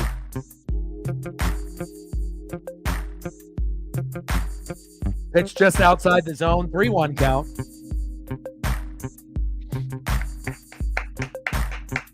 All right, Jason, take care, bud. Trident's up, baby.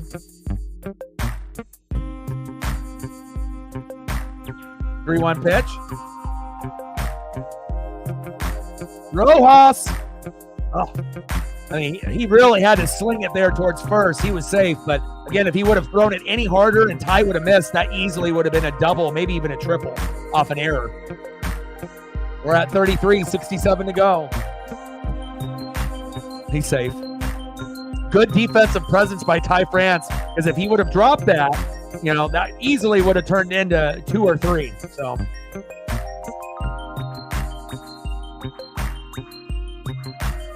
Next up, leadoff hitter for the Royals, third baseman 0-for-2 with a K, Michael Garcia.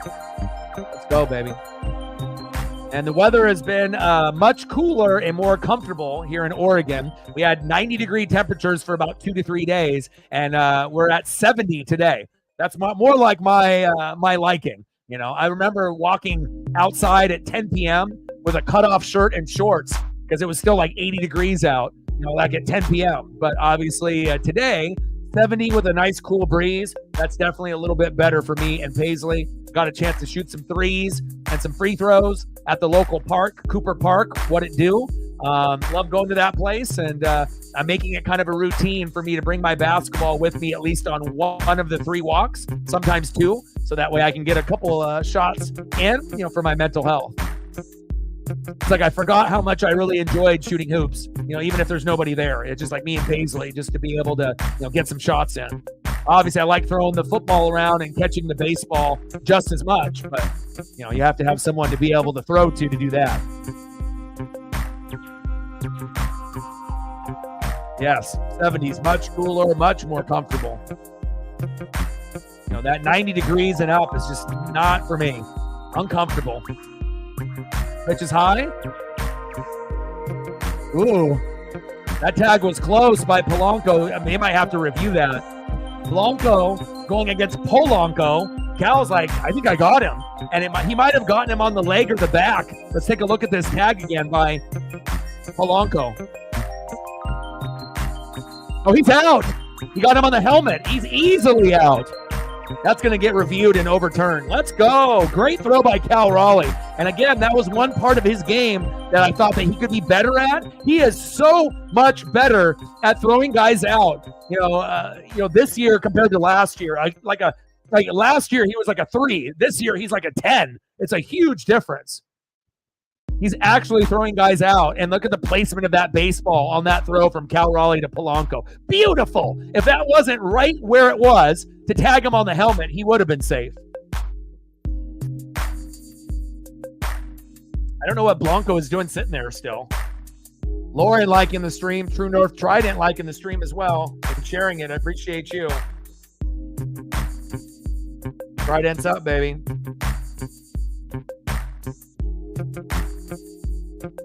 Damn right he was out. The initial look, he looked out. But again, sometimes you have to see where the tag is once the baseball is in the mitt. And it was just like perfect timing on the throw. And if you actually are looking at the throw, initially when he throws it, it looks wild. Like it's going to go far right and it's going to end up being an extra base play where maybe he ends up getting to third. But good glove work to save that throw, from Raleigh to Polanco, even though it went a little wide right. And he ended up making the tag on the helmet, 2 away. Beautiful. Lauren in the building. What's good?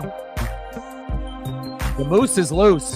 And I'm really excited when we get Harry Ford to get called up next year, later this year, or the following year. And that means that we can use Harry Ford as a backup catcher instead of like a Sebi Zavala, right? I wish we had Tom Murphy still. And we could also use Harry Ford at DH if we needed to, or Cal at DH. You can go back and forth with the catchers, But if Cal keeps playing like this, I'm not sure if Harry Ford is going to take over for Cal. If Cal starts making a couple all-star games, Cal will be the catcher. And then, when Cal has a day off, then Harry Ford will end up playing. Or maybe they'll try to put Harry somewhere else, See if he can play another position besides catcher, or he'll be like a DH. Popped up to Julio. Good defense there. There we go. Mariners playing great on all facets of the game. Offense, defense, throwing guys out. Let's go. Before the game started, my mood now, like this and this. Giving the Royals a little bit of this. Let's go. Good defense, Julio. Next up for the Mariners, 0 for 2 with a K, right fielder, Mitch Haniger. Let's get a hit, baby. Batting second, 2 for 2 with a run and 3 RBIs. This could be a career day like Demo had when he had a 5 RBI game. This guy is hot, hot, hot. Who is it? Left fielder, Luke. I am your Faja, Rayleigh. Let's go, Luke.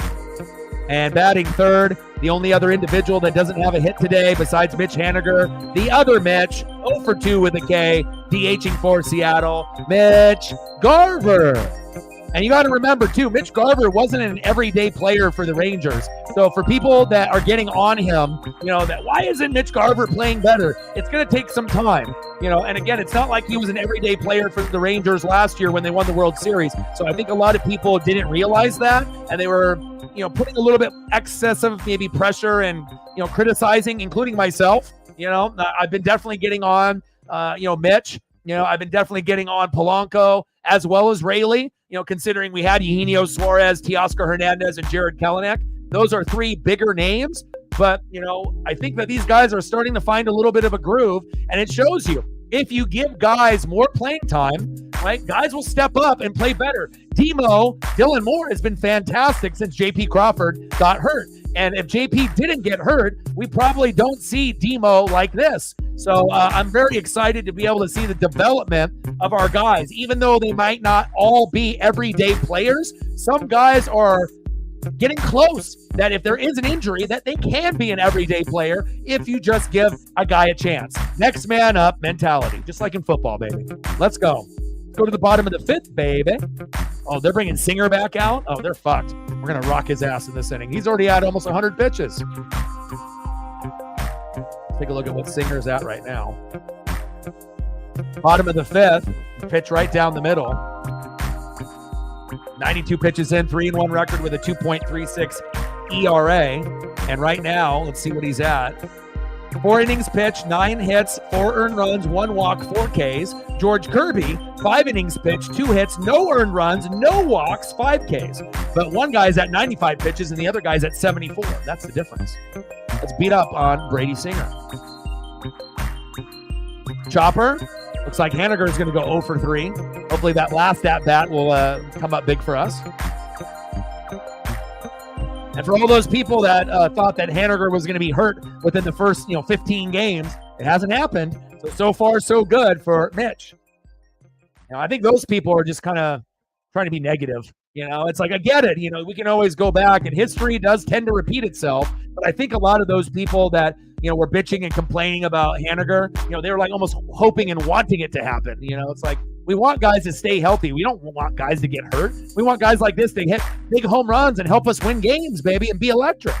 It just depends if you have a positive mindset or if you're a hater. Don't be a hater.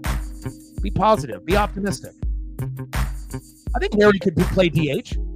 You know, like I said, if it gives us another at-bat, I mean, it just depends on, I mean, obviously, at some point, he'll probably be a catcher for the Mariners. Whether or not he starts over Cal, as, you know, we have to wait and see. But they could always have Harry Ford be the catcher if that's what they want to do, if they think he's better than Cal. And then Cal could be our everyday DH, and I'm totally cool with that. That's probably more than likely what they're going to do. But if Cal plays like he's playing now, defensively, the best clutch hitter for the Mariners, and he makes an all-star game this year or next year, at that point, I don't think you can start Harry Ford over Cal. You know, you would have to have him be the backup for Cal when Cal has a day off, and then you're going to have to find a way to implement Harry into the lineup and see if he can play any other position besides catcher. We'll, you know, it's a good problem to have two good catchers. So.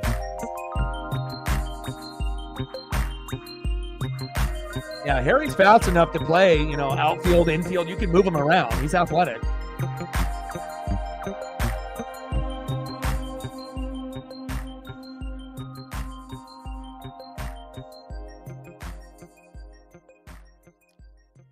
Yeah, but also I think that, you know, people are kind of complaining, including myself, for Rayleigh, Garver, and Polanco because their batting averages are so shitty. But guess what? Everyone's batting average is shitty. I got an amazing stat that I dug up this morning for you guys, okay? Just to put in perspective of, you know, these quote-unquote experts and people that think that they know baseball, right? Check this out. 15 years ago, the MLB batting average was 262 for the whole league. The whole entire league, the batting average was 262. The 2024 Astros are hitting 262, and you know what that is? Number one in baseball. So it shows you pitching has gotten better in the last 15 years. Hitting has gotten worse. So for all the people like us bitching, oh, we're only batting 200 to 220, 230 as a team. Well, guess what? Everybody in the fucking league is too. You know, yeah, there's going to be some teams that are hitting 240 as a team, 250, and that's what we need to go for. We want to be able to get to that point where we're batting 250, 260. And if we're doing that, we're going to the fucking World Series. If we're batting 260 as a team with this pitching staff, if that's how the batting is now in Major League Baseball, that's where we're going to go. But 15 years ago, the batting average overall was 262. The 2024 Astros are 262, and that's number one. And they're one of the worst teams in baseball this year. Not necessarily because of the hitting, but you see why. Pitching and bullpen is everything. But I thought that stat was very interesting, that how the pitching has gotten that much better. Also, you know, the lack of shifting and then the pitch clock. There's a number of things that have led up to get to this point. But the hitting hasn't been as good as it was in years past. Pitching has gotten better. Maybe the umping has gotten worse, right? And, you know, a lot of these guys are pretending they're Angel Hernandez. But, I mean, if the Astros are number one at 262 as a team, it's kind of crazy because you would think that the number would be higher, right? Like the number one team in baseball, like let's say Dodgers, you would think it would be like 280 as a team, especially if you got Mookie and Freddie and fucking Ohtani, right? You would think that overall, you know, Muncy, that it would be like, you know, maybe not 300 as a team, but if it was, would it really surprise anybody? You know, but again, that's how shitty the hitting has been for teams in baseball. 262 as a team is number one. So 200 to 220, 230, kind of where the Mariners are at. It's not good, but we're kind of in the same category with a good chunk of the teams in baseball. Like, you know, the other like 60%, you know, we're right there. And again, if we can start hitting, you know, like up to our potential, and we can be 250, 260, 270. Yeah, that might be the thing that takes us from, you know, being just a borderline playoff team to a team that might be able to be the powerhouse in the American League. So, Singer has already had 108 pitches, so he's done. They probably shouldn't even have had him in that last inning, but they said, fuck it, let's just keep going. 5 innings pitched, 9 hits, 4 earned runs, 1 walk, 6 Ks. They said, fuck it, if his arm falls off, who cares? 108 pitches. You don't see guys do that often. Now, when I was growing up, I was watching Nolan Ryan pitch all 9 innings, every single game. No Tommy John. You know, so the game has changed considerably. End of the 5th inning, 4-0. Mariners. Let's see who's due up for the Royals. But I'm always going to deep dive and dig for you guys. not only for myself so I can be a little bit more educated, but to pass on some of that information, for us diehards. So that way, when we see a team hitting 200 to 230, and you only got one guy batting over 300 in Hollywood, Josh Rojas, and we keep digging into all our players and saying how shitty they are, but then now you realize that everyone's shitty, not just us, then you kind of feel a little bit better of where the Mariners are at. We haven't even been full tilt. We haven't even hit our stride yet. And we're first place in the American League West. So again, a lot to look forward to, as the year goes on. I'll tell you what, I was a little shocked that the Astros were the number one team, though. If I was going to take a guess, I was going to probably say Braves or Dodgers, like one of those teams. But yeah, very, very shocking that they can be the best hitting team and they're like one of the worst in baseball. That was a reflex stat. I know you like that one. John in the building. What's good? Top of the 6, 4-0 Seattle. George Kirby on the mound. Bobby Witt Jr. in the box.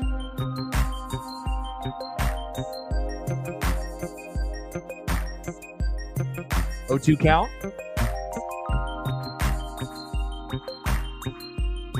But I always like stats like that surprise the hell out of you. Lauren, True North Trident, Megan, and Matt, thank you for helping out on the Twitter/X side. Chop towards third foul. And if you haven't smashed the like button just yet, please do. Hopefully we're close to 20 now. Let's take a peek. Where are we at? We got 35 people watching total. And we need one more person. So if you've just joined the chat recently, maybe John, smash that like button for your boy. Someone just did. Appreciate you. We hit 20. Let's try to get to 25. And if we get to 25, let's try to get to 30. Throw to first. Got him. Thank you so much. Nice job by Demo. Next up for the Royals, first baseman, 0 for 1 with a K, Vinny Pasquantino. Say that 5 times fast.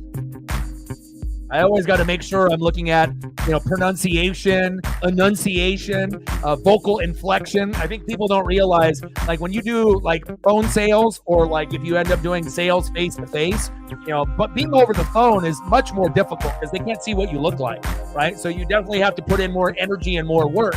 And you have to have the inflection. You have to be able to know the pronunciation. And luckily, baseball players' last names aren't as bad as hockey, or some names in the NBA of foreign-born players. But I would assume NHL, they got the hardest names to pronounce, especially if it ends up being someone that's Russian or Czechoslovakian or European or French Canadian. You definitely have to I'll go on Google and I'll type in pronunciation and I'll have to click the button and listen, to see how it's pronounced.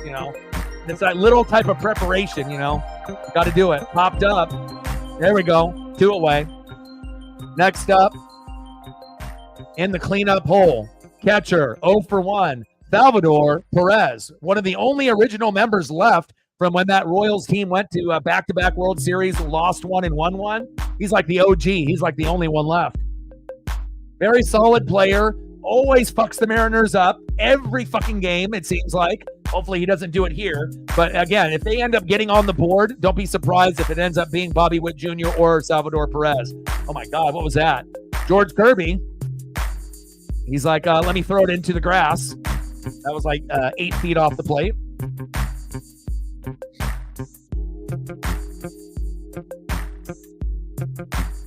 See, there's another good one.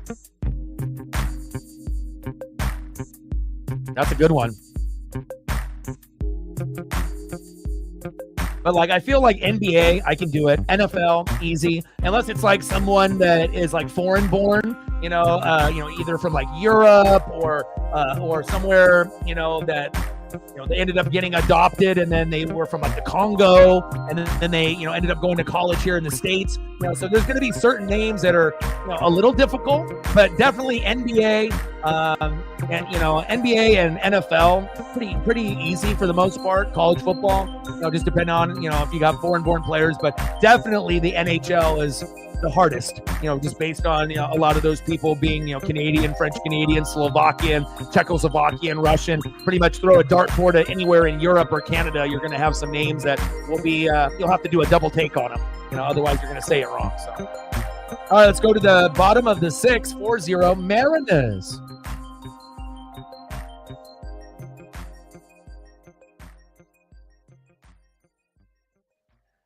Well, I hope things get a little bit better for you. I'll pray for you. If you ever need anything, you can always message me. Like I said, I always will. I feel like I'm one of the most accessible, streamers, and I actually do care, and I have good interactions with people. And so if you ever feel a little down, or you need a little words of encouragement, or you just need to vent, reach out, man. Like I said, the worst thing that you can do is just alienate yourself from everyone. That's how you can get into depression. And I know because I did it before. It's like you close all the curtains. It feels like you're in a Star Wars movie. Everything is dark. Nothing is on. No lights are on. It's complete darkness besides whatever you're watching on TV or the computer. And it's just not a good way to live. You got to be able to exercise. You got to be able to communicate with friends, spend some time with the pets, listen to music. You got to make sure you're doing the right things, checking off the boxes for your mental health. But hopefully things will get better for you, my guy.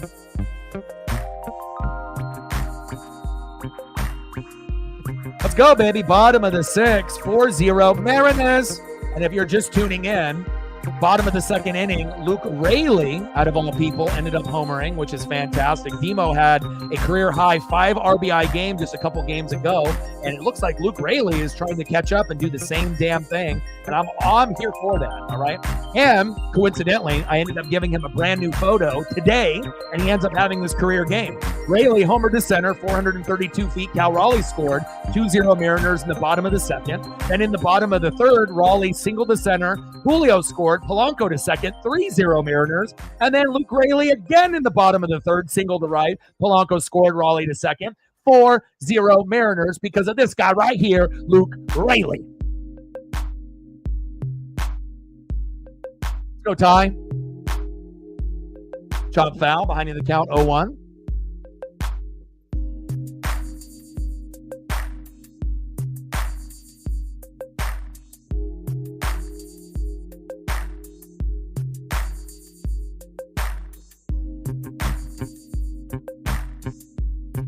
Pitch in the zone for a strike. 0-2 count. Ty getting a little frustrated. Breathe, buddy. Just breathe, relax. Let the game come to you. Don't press.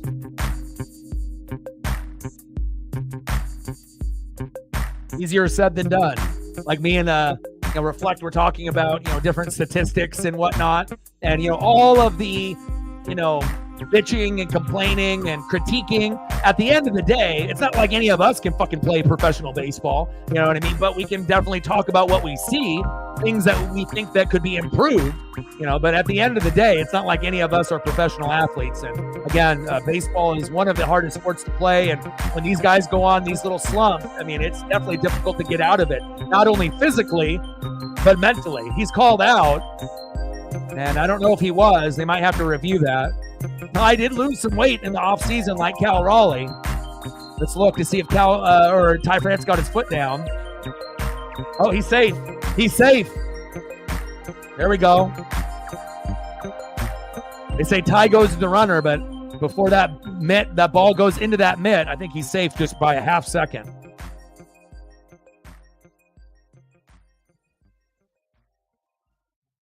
We're at 33, 67 to go. We got Royals, Mariners today. Royals, Mariners tomorrow. Same time, same place, 6:30 Pacific. Then we're going to do a rubber match on Wednesday at 1 o'clock Pacific time. Thursday, we'll do an NHL playoff game. Friday, we got the Orioles and the Mariners in Baltimore. Saturday, Mariners versus the Orioles. Mariners versus Orioles on Sunday as well. And then there's also a WWE pay-per-view at 10 a.m. on Saturday. So I don't know if I'll do both because I think it's going to overlap. I assume that the WWE pay-per-view will be slightly over 3 hours. So I hate missing WWE pay-per-views, but again, when they go to Australia, France, and like Saudi Arabia, and you end up getting them at like 5 a.m., 8 a.m., 10 a.m., it's not the most ideal start. It's much better when they're on at like 5 p.m. on a Saturday or Sunday for a lot of us. But, more than likely, I'll do the Mariner game at 1, but maybe I'll do both. But then that would mean I would have to have thumbnails made ahead of time if we end up doing that. So we'll kind of wait and see.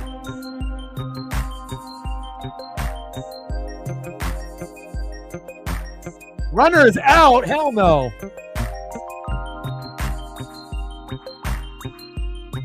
Paisley's in here now. I love you. I love you.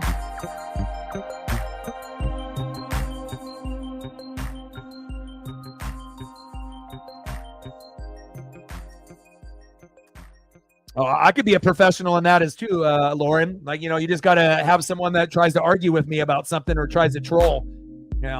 You'll see me get, heated. I won't be heated all the time. It just depends on who it is and what they say. But if you want to light the fire in me, all it takes is a couple sparks.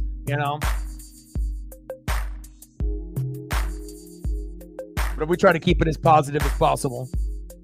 Popped up. But Lauren loves it when I rip into the trolls or the haters. He loves it.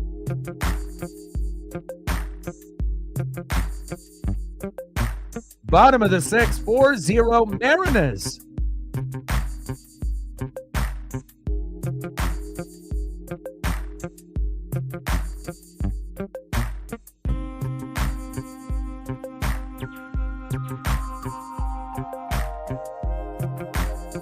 Next up in the box, 1 for 3, Hollywood, Josh Rojas. Let's go, Hollywood.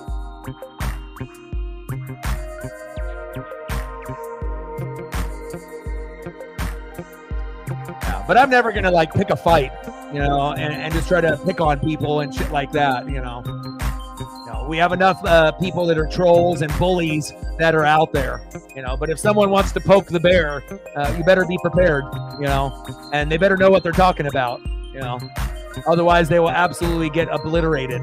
And we've seen that happen on this channel quite a few times. So, but again, usually we have, respectable, people that, have the chat etiquette and whatnot, have the respect, But if they want to cross that line, it will definitely turn on to some comedy in the channel for sure. Bottom of the 6th, 4-0 Mariners. 2-2 pitch to Rojas. Big swing and a miss. Got him. Damn it.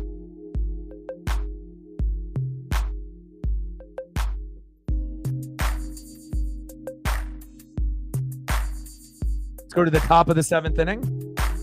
4-0 Seattle.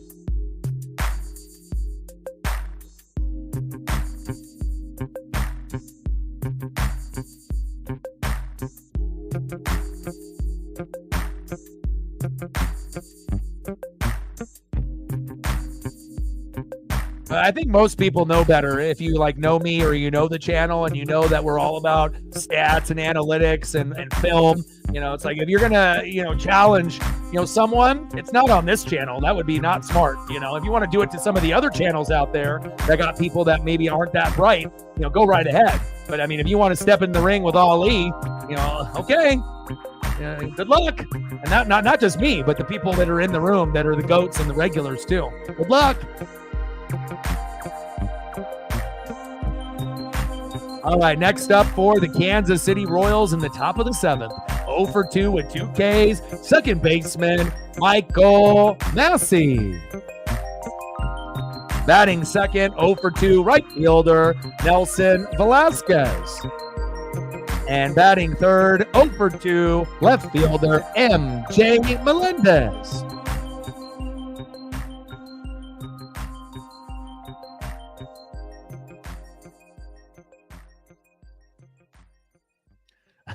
Northwest shit-talking fanatics. Is that who we are?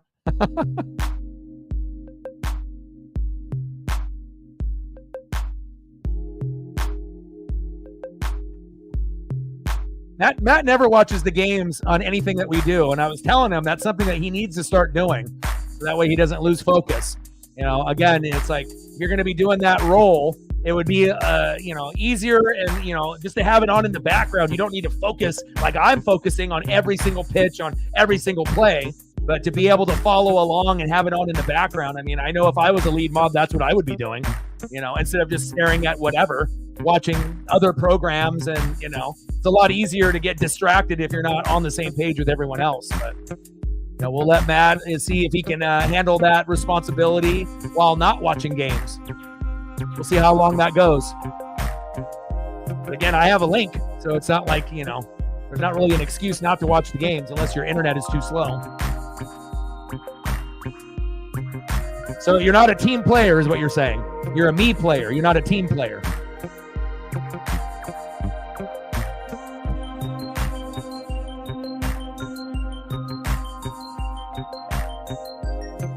O2 pitch. Because you're not going to be able to do your job effectively, most of the time, especially if you're not watching along. But we'll see. We'll see if you're on it, because once you're not on it, I'll let you know. Like I said, we had this problem again with Sarah. If you're going to be spending time on other things and you're tired after already being on other people's streams for 7 hours and you're not fully focused on the responsibilities, here, or if you're watching other things at the same time, it's like all I need is, the focus for that 2 hours and 30 minutes. So, but we'll see how long Matt can stay focused without watching the games while we do the games on the daily.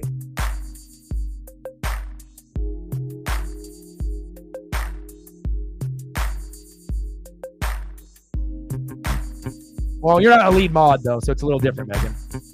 I wouldn't expect you to watch the games if you're not leading. And plus, we have links, so,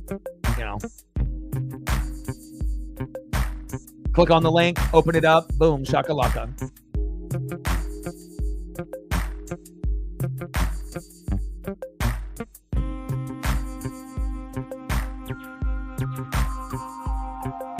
Yeah, I mean, anyone else that, is just hopping into the stream or that is a mod, it's not really priority if they're watching the game or not. But, if I'm calling a game and I'm doing something and I got the lead, normally you want to be on the same page with that person. So, top of the seventh, 4-0 Mariners, 3-2 pitch. Pitch is fouled back, 3-2 count to Massey. I imagine that's what Matt is watching, probably watching Taylor Swift on loop, So as long as he's able to do the responsibilities, we'll be fine. But again, as soon as I notice that he's not in the room and he's watching Taylor Swift, you're definitely going to get messages from me and I'm going to call you out. So, because I need to be, he dropped it. Golly. That's what happens when Luis gets in the game, right? Wasn't paying attention, wasn't focusing. He fumbled the bag. Matt Payton, don't fumble the bag.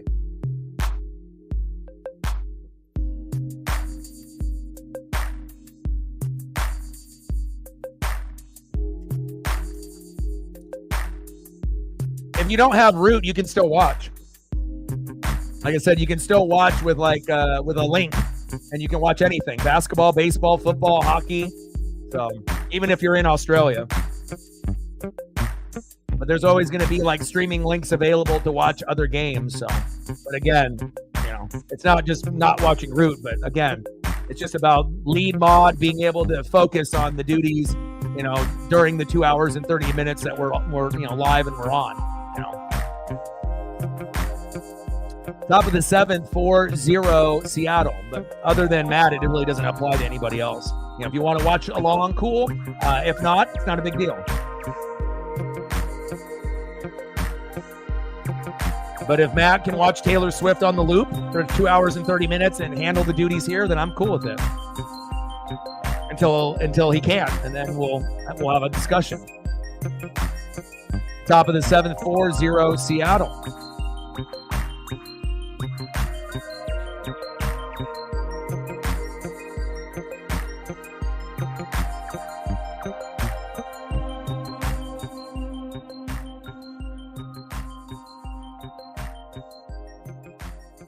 Thornton is warming up. We got runners at first and second. Kirby's getting tired. No outs. Next up, MJ Melendez. Pop foul.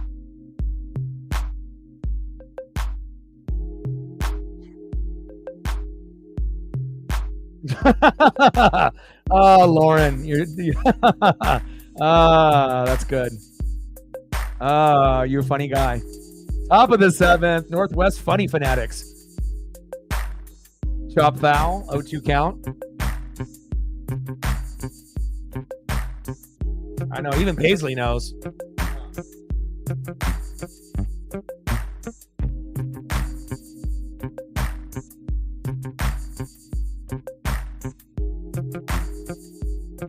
Paisley's in here now. She said, woo woo, don't fumble the bag, Matt.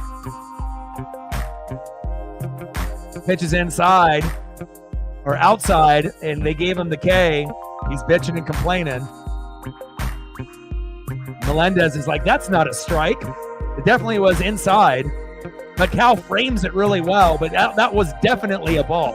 We're not going to just, hop on the bandwagon and say, oh, every single pitch is great by George Kirby. Nice job, George. How many Ks is that for him? 6 Ks for George. He's already at 98 pitches, though, and that's why we got guys at first and second. Frazier, low ground ball. Throw to first. All right, threw to second instead. Fielder's choice with a runner out at second. Velasquez out at second. Massey to third. Runners on the corners with 2 outs.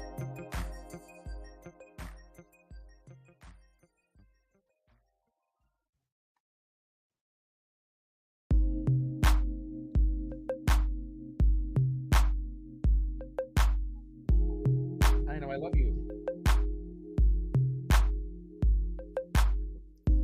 100th pitch here for George Kirby. Batting 9th in the order, Marian Blanco.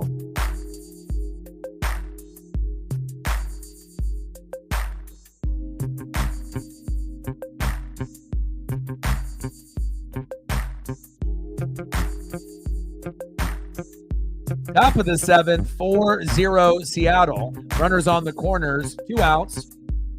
Blanco, 308 average, 1 home run and 2 ribbies in 2024. 1-0 pitch, dribbler.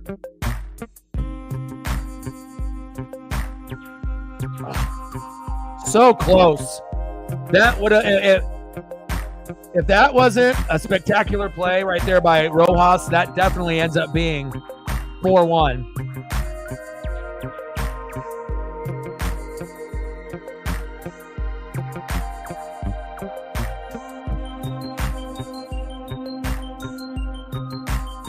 He's out.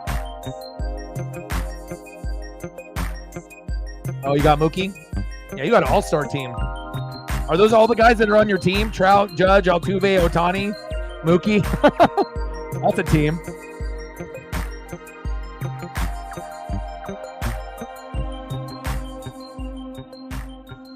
All right, let's go to the bottom of the 7th inning.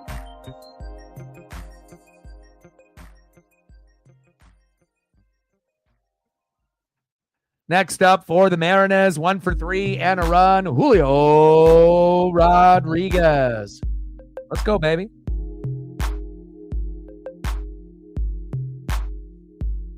Urias is in, so I gotta get a photo of him in here.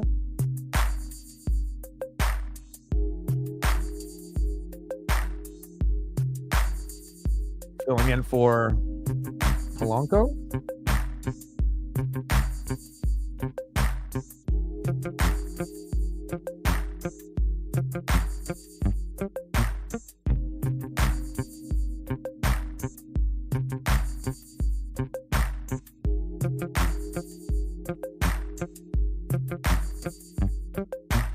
Okay, I'm almost done, baby. Good,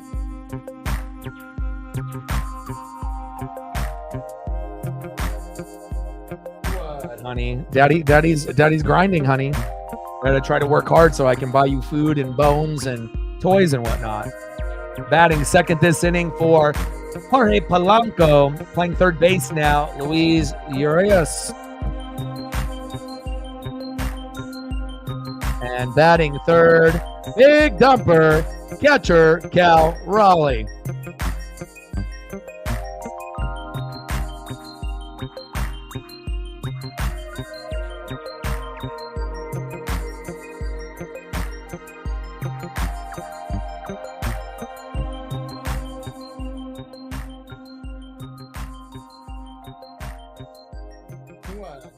He's here.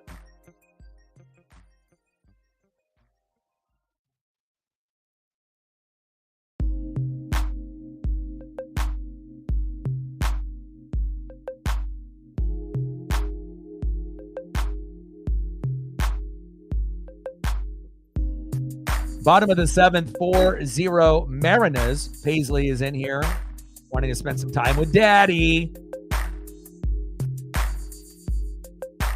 2-0 pitch to Julio. We got Zerpa in, lefty. Might be able to do something against Zerpa.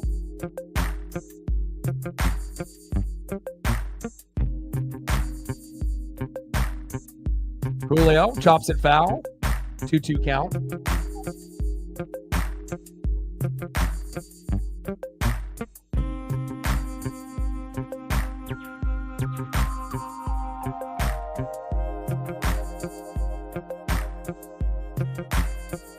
Trying to let Paisley out.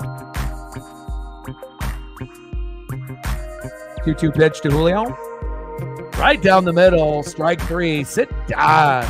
Zerpa with a nice K on Julio. One away. Next up for the Mariners, playing third base, pinch hitting for Polanco, Luis Urias.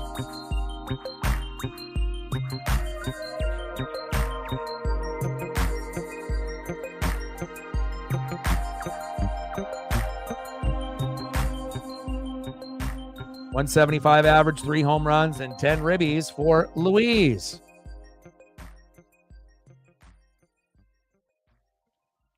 Oh, 1 pitch to Luis Urias. Did he go around? 1-1 count.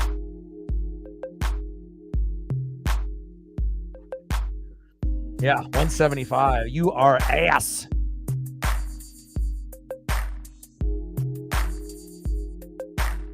All right, sounds good. Have a good one. And hopefully we hang on, and I'll be here same time, same place, 6:30 tomorrow. Hopefully we can go for the sweep. Appreciate your support, Reflect. My guy.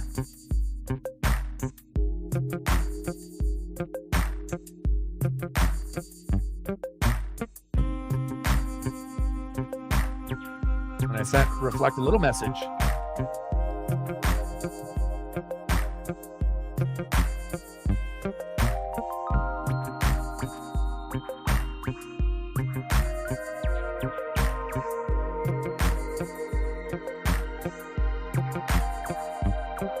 Wow, got him. Louise is like, did that just happen? Yes, it did. Batting average going down, down, down. Someone's batting average that won't go down. Big dumper, Cal Raleigh. Let's go, Cal.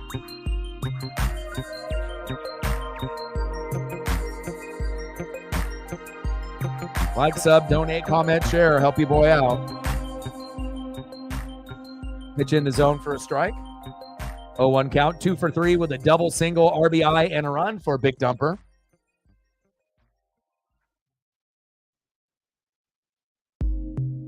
Pitch is low and outside. 1-1 count.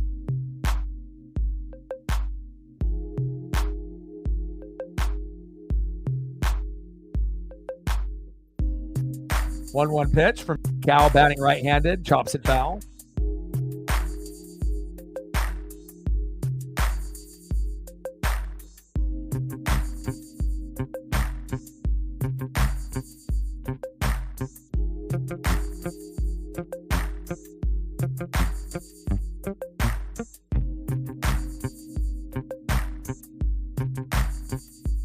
Come on, Cal. Bottom of the seventh, 4-0 Seattle. 2 outs, 2-2 count from Zerpa to Big Dumper. Let's go, baby. Most clutch hitter on the Mariners, Cal Raleigh. The most consistent, Hollywood Josh Rojas. Best pitcher, Logan Gilbert, who's pitching tomorrow. Cal? All the way to the wall. Wow. God, he's connecting this year. So many of his baseballs are like home runs or just barely not. Like just barely missing the home run. End of the 7th inning, 4-0 Seattle.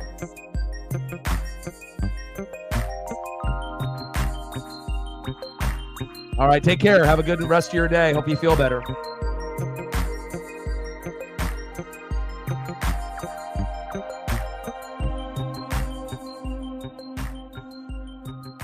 Let's see who's up next for the Kansas City Royals.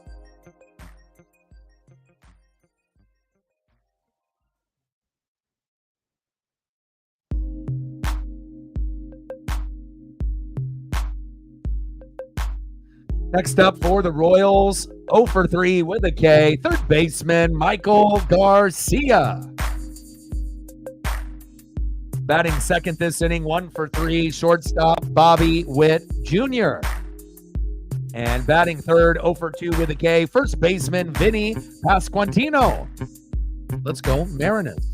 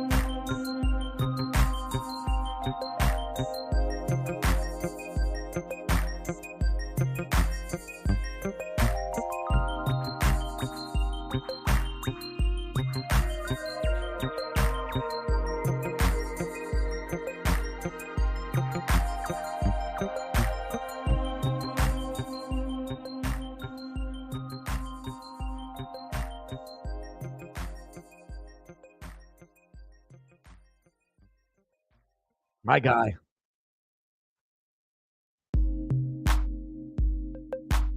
Oh, Stanek in the building. Let's go, Stanek. Hit him with that mullet. Big swing and a miss. There we go. That's what I like to see from Stanek, baby. Top of the 8th, 4-0 Mariners. 0-1 pitch from Stanek to Garcia incoming. Like, sub, donate, comment, share. Help your boy out. Pitch is outside for a ball, 1-1 count. Got 34 people. And if you haven't smashed the like button just yet, please do. We need 3 more people to smash the like button and we'll be at 25. That would be great. Pitch is outside, 2-1 count. Put some Stanek on it, baby.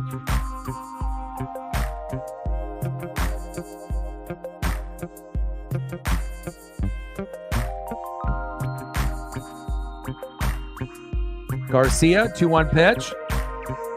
Get that. Get that. Oh, nice little bloop single in between Julio and Haniger by Michael Garcia. Single to right. Next up, shortstop Bobby Witt Jr.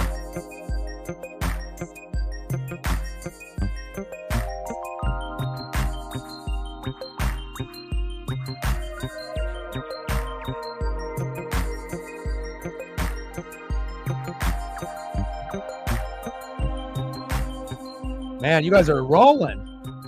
Rolling, John. Chopper towards third. Double play. 1. Garcia. And Bobby Witt runs it out. Fielder's choice. Witt grounded into the fielder's choice to third. Garcia out at second. Bobby Witt Jr. safe at first. Now at bat, 0 for 2 with a K. Pasquantino. Vinny. We can get a double play on Vinny for sure.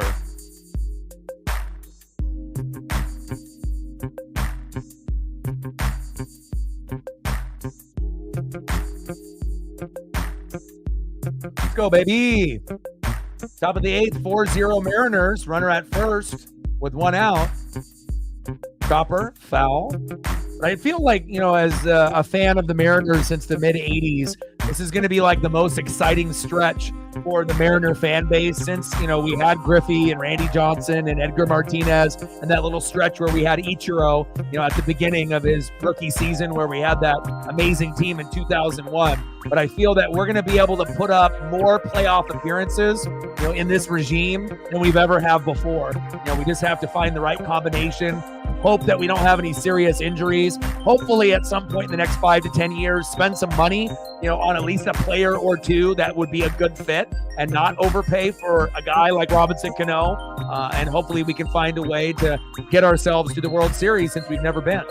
And then obviously once we get there, we might not win the first time we get there, but if we can get there multiple times, maybe that second time we get there, we win. But obviously if you get there, you want to win it all. So.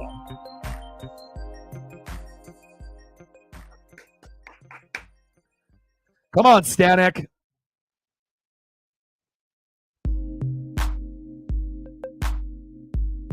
Stanek, if he just would have been able to put his mitt up and had a little bit more reaction time, that might have been a double play, but a no-go there. And now one of the more intimidating hitters for the Kansas City Royals, 0 for 2, catcher Salvador Perez. And this is one of the last OG members, that was on that back-to-back World Series team where they lost and then they won the World Series. It took him a while to be able to get the right combination of guys, but crazy to think that he's one of the last guys from that team that's still there, and he's batting a cool .324. He always rips up the Mariners. I feel like if there's one guy, that rips up the Mariners every series, it's this guy. Is Bobby Witt Jr. a better player? Yeah, he's got probably maybe a higher ceiling, but Salvador Perez is pretty clutch. Season with runners in scoring position, .486 average, 4 homers, 25 ribbies. He's batting a team high .324. So for anyone that thinks that he doesn't got it anymore, well, they haven't been watching Kansas City Royals games as of late. So he really hasn't lost his touch, even since obviously the team overall, when they were in that World Series contention, was something really, really special. But I always get nervous about Salvador Perez, even more than Bobby Witt Jr. I mean, Bobby makes me nervous too, but I think Perez, just noticing, how he's beat up the Mariners over his career, it's like he's just one swing away from making this game 4-3, and that always makes me nervous. Top of the 8th, 4-0 Seattle. Don't think he'll do it today, though. Runners on the corners with 1 out. Come on, baby. Yeah, Demo should have had it. 1-2 pitch from Stanek. Put some Stanek on it. To Perez. That's a strike 3. Fuck yeah, what a pitch. That's fucking Stanek pitch was fucking nasty. Now you got past the most intimidating hitter with runners on scoring position, batting almost fucking 500. That's how you put some stinky on it right there, baby. Way to put that stank on it, baby. 67 to go. Top of the 8th, runners on the corners. Next up, in the box, Michael Massey. It'd be really dope if we could end up getting a shutout here. I mean, I'll definitely take a 4-1 or 4-2 win, but getting shutouts would be great for not only our pitching staff, but obviously for our collective group of hitters that have come up big today. Massey, fuck, there's the RBI. One batter after Salvador Perez. That's going to score 2. Fucking A, man. Big RBI. Damn it. I was too worried about Salvador Perez, and then they took Massey for granted, and what happens? Just when I say, hey, a shutout would be great, but I know they could probably get 1 or 2, that doesn't mean, sports gods, that I want them to do it now as soon as I say it. I don't want them to get the RBI as soon as I say it, but there it is. No shutout, 4-2. Next up for Kansas City, right fielder Nelson Velasquez. Come on, Stanek.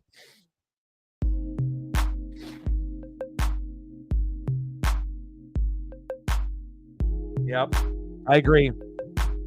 We've been a little sloppy with the fielding drills and the communication. I would agree to that. Stanek goes down for blowing it for us. Seems like he's doing that kind of on the regular. And who are we going to bring in? You already know who we're going to bring in. Andres Munoz for this last out, and then the 9th inning.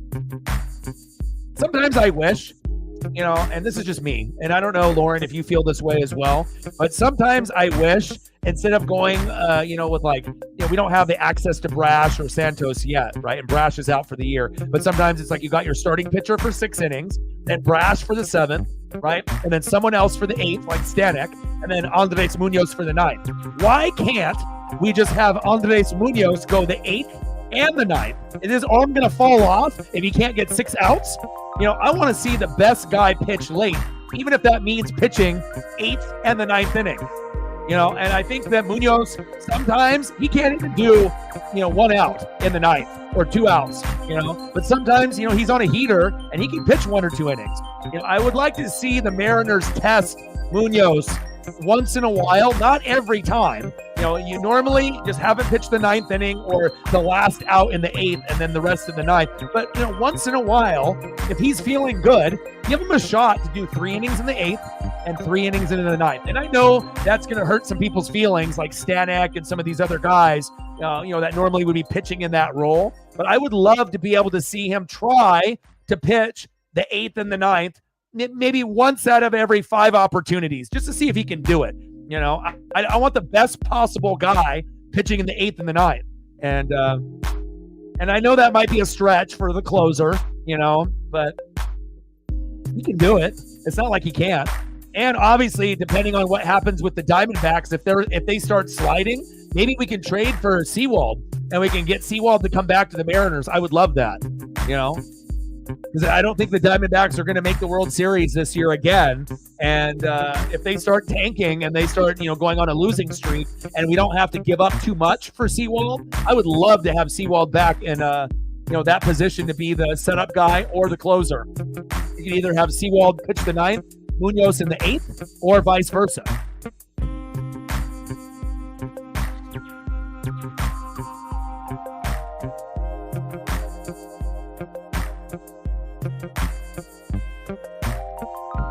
Alfonso, or are you talking about Pete Alonso? Are you talking about Pete Alonso and then Diaz? I mean, it's like we already have guys and we let them go. It's like anytime we get an amazing closer that we love, what happens? We just get rid of them. And they always assume the guy that we have left on the team can fill the role. And sometimes they can, but it shows you never can have enough quality bullpen guys, mid-relievers or closers. Pitches outside, 2-2 count. The thing is with Pete Alonso, his contract is already going to be up after this year. So if he doesn't re-sign with the Mariners, it's a bad deal. Now, if he ends up re-signing and then we get rid of France and Alonso can DH and play first, and then he plays the rest of this year and then gets a new contract, I wouldn't mind that, right? There we go. There's a strike 3. But the thing is, if we're going to trade France and a few other people and Hancock, and we only get Pete Alonso for like 4 months and then he's gone to another team, I don't want to do that. I don't want to do it for a 4-month rental, so because that's kind of, I don't think a lot of people know about the contracts, and Alonso's contract will be up. So it's like after this season, you're going to have to negotiate, and who knows if Alonso would actually stay. And knowing the Mariners being cheap, they probably wouldn't offer him money to stay, even if he ended up helping us get to the World Series. They are so cheap. They would probably be like, well, we'll just find someone else, It's like even if he ended up being like the hero and that 6th man off the bench, like that spark that we need, the Mariners probably would be like, fuck it, just let him walk. He wants too much money. So, yeah, I like Harry Ford. That's the one that I'm looking forward to watching the most. That's in like single A, double A, triple A. I wouldn't mind seeing Jonathan Clase get called back up as well. If you got to bring Haggerty and send him back down, even though he came back from the injury, I personally like Jonathan Clase more than Haggerty. I think Haggerty will give you some defense. He'll run the bags. But I want to be able to see some of these other new guys get a chance to be able to see what they can do, on the Seattle Mariners, rather than just playing on the Tacoma Rainiers or anything below that, Modesto Nuts, or any of these other teams that we are associated with. So, go to the bottom of the 8th, see if Mitch Haniger can get his first hit of the day.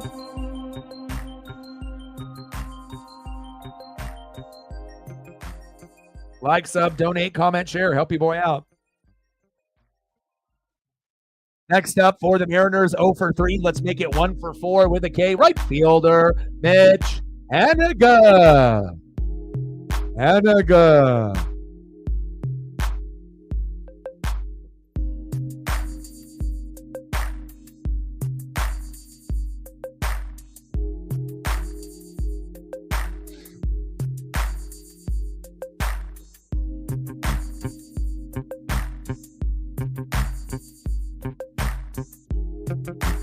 Yeah, they're showing the guy on TV that got the 2 back-to-back foul balls on back-to-back pitches in the same inning from Hollywood Josh Rojas. Unbelievable. I don't think I've ever seen that before. I have seen things kind of like that, but it wasn't back-to-back pitches. It was like in the same inning, you know. And then also like later in the game, like you get a ball in the first inning and then later in the 6th inning, you get another opportunity from a different player and then you get a ball, you know. But I don't think I've ever seen someone get back-to-back baseballs from the same player and that player hit it in the same exact spot 2 times in a row. And then that player and that, fan was sitting in the right place at the right time and got both. Unbelievable. Haniger, routine play to center field, 1 away. Not Haniger's day today, 0 for 4. But who is having a fantastic day? Luke Raley. Just a couple games ago, you had a career-high 5 RBI night by Demo Dylan Moore. And right now, you got 2 for 3 with a run and 3 RBIs and a K. If he goes for a solo dinger, then that'd be a fantastic day here after already doing it earlier. 4-2 Mariners. Pitch right down in the zone. And that's what makes me so thankful that we ended up putting up a 4. Imagine if we only put up 1 run, or 2, and we're sitting at a tie of 2-2. We probably would lose tonight. So it's nice, that 5 runs and 7 to 10 hits is so important. And I know sometimes we get a little lackadaisical and then you kind of go through the motions, in sports, when we're watching games or when the players are playing, when you're just kind of going through the motions. You got to be, foot on the gas pedal throughout the whole game. Because you never know, when that 1 inning, might end up having a couple clutch RBIs, and then all of a sudden you think you're going to win in a shutout 4-0, and then it ends up being 4-2, 4-3, 4-4, and then all of a sudden you look up at the scoreboard, it's the 10th inning, and you lost 5-4 when you were up 4-0. So hopefully we can hang on here and get a little bit of insurance. 1-2 pitch, chopped off himself, foul. But I debuted a brand new photo for Luke Raley, and he definitely came up big today.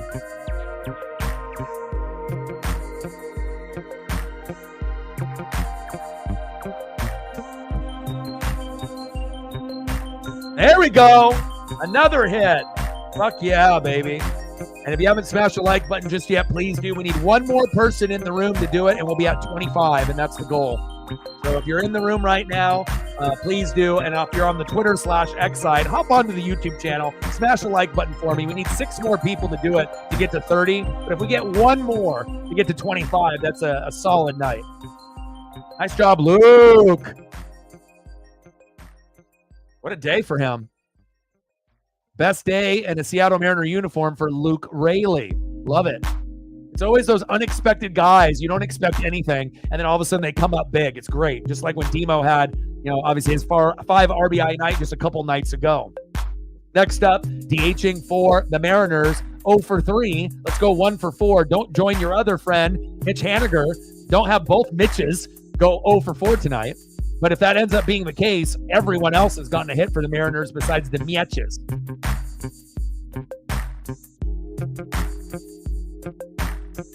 Let's go, Garv. I would take an unexpected play here, but I don't think we're going to get it. Big swing and a miss, struck him out. Both Mitches, ice cold. Ice cold. But at least we have, 4 runs without those 2 guys producing, and they're 0 for 8 at their 8 at-bats. Next up, first baseman, Ty France. All-star in 2022.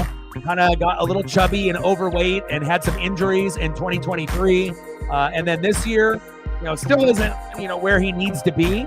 And again, we probably should have replaced him a couple years ago. Luke Raley with a stolen bag. God, he's having a great game. MVP of this game today, Luke Raley. Stole second there. But hopefully we can figure out someone at first that we can play. Whether that's someone in AAA, someone that we can trade for, on a team that's tanking. There's a lot of shitty teams in baseball. I imagine there's someone that we could scoop up. So, for real though, where's a Willie Bloomquist when we need one?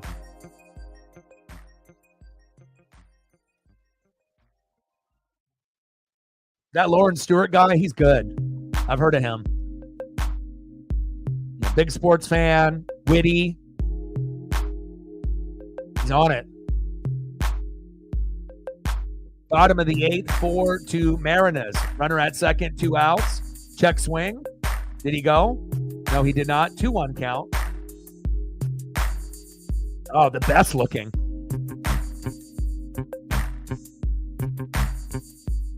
What can't Lauren do, right? 2-1 pitch. Pitch is low outside of the zone. 3-1 count.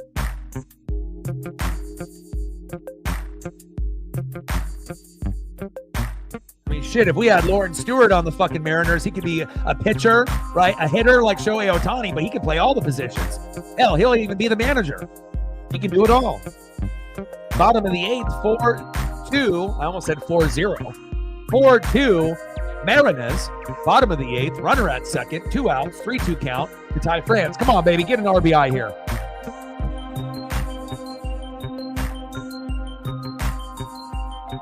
Payoff pitch. Oh, Ty crushed that. Back, yeah!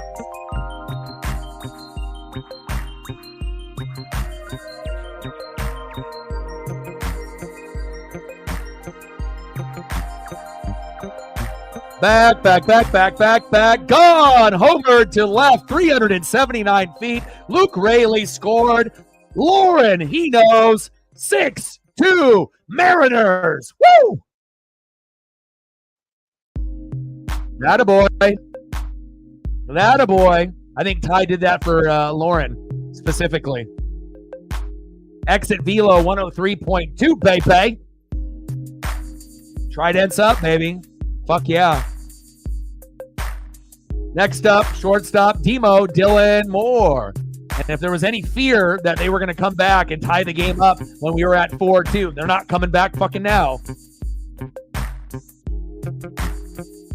Let's go. Tridents up. Get that Mariner Moose out here. Fuck yes. Exactly what I'm talking about. I mean, if we didn't have Lauren's good looks to will that home run for the Mariners, I mean, who knows what we would be at. There we go.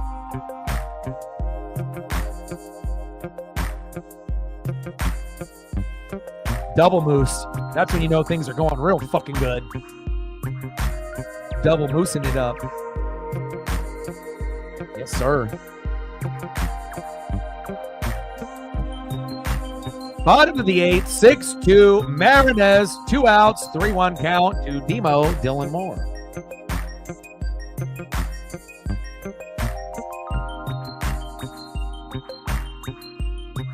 Popped up, routine play, there it is, but the damage is done. Fucking crushed it. Nice job, Ty. Good insurance for us. Way to be electric, Ty France. That's my guy. And make sure you guys are taking care of your mental health. Addiction, depression, anxiety are things that a lot of us go through the daily. And, it's hard to climb out of the darkness and when you feel yourself slipping a little bit. But if you can make minor adjustments in your daily routine, exercise, listen to music, spend time with pets and friends, and just making those minor adjustments, it'll definitely help you have positive thoughts, and positive thoughts lead to positive actions, and then you can end up winning the day. Big facts. End of the 8th inning, 6-2 Mariners. Let's go. Last ditch opportunity here in the top of the 9th for the Kansas City Royals. Let's see who they have up.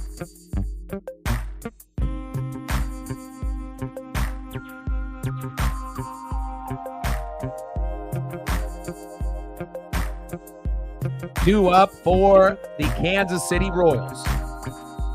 0 for 3 with a K. left fielder, M.J. Melendez. Batting second, 0 for 3, with a K, DHing for Kansas City, Adam Frazier. And batting ninth in the order, 1 for 2, center fielder, Darian Blanco. Let's go Mariners. Try dance up, baby. Like, sub, donate, comment, share, help your boy out. See where we're at. Did we hit 25? And we got 45 people watching, so if you haven't smashed the like button just yet, please do. We need 2 more people to smash the like button for us to get to 25. 1 more person. We got 19 people in the room on the YouTube side. You have access to the like button. For the other 20 to 25 people that are watching on Twitter/X, they do not. They have no like button. They have no donate button. They have no comment button. So again, help those individuals out and help your boy out. Popped up to Julio, 1 away. We need 1 more person to smash that like button to hit the goal. So if you haven't smashed the like button just yet, please do. We need 6 more to get to 30, but just 1 more to get to 25. Let's go. Next up for the Kansas City Royals in the top of the 9th with a 6-2 lead for the Mariners, Adam Frazier.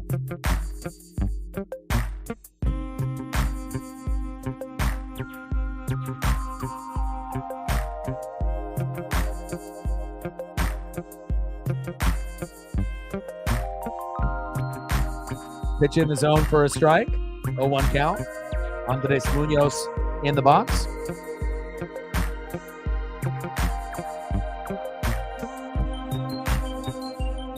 Oh, 1 pitch. Chop foul ahead of the count. 0-2. Frazier batting 181. 1 home run and 8 ribbies in 2024. Definitely struggling.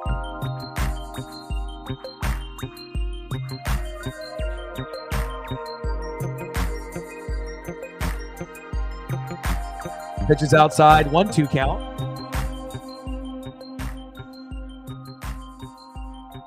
Come on, Munoz.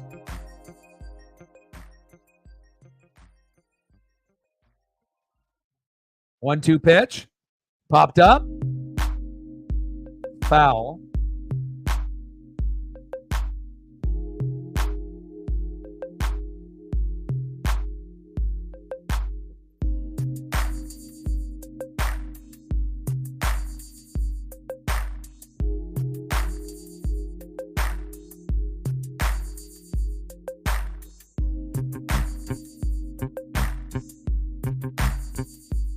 Got him, baby. 2 away. That's what I'm talking about, baby. Give him that K, Munoz. Mariner Moose is coming out for that. Yes, sir, baby. Do that dance. Fuck yeah, baby. 1 out away from a win. Go Mariners. Last-ditch effort for the Royals in the 9-hole. Center fielder, Darian Blanco. 1 for 2 with a single and a stolen base. Let's go Mariners.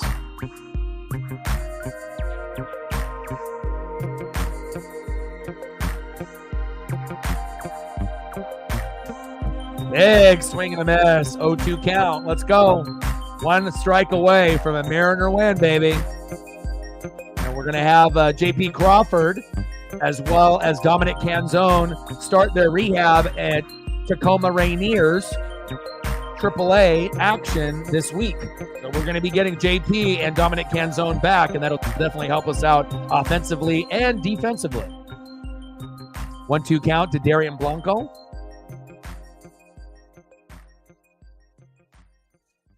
Pitches inside and low. 2-2 count.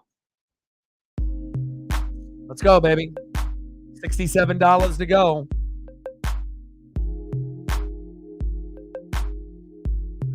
Top of the 9th, 6-2 Mariners.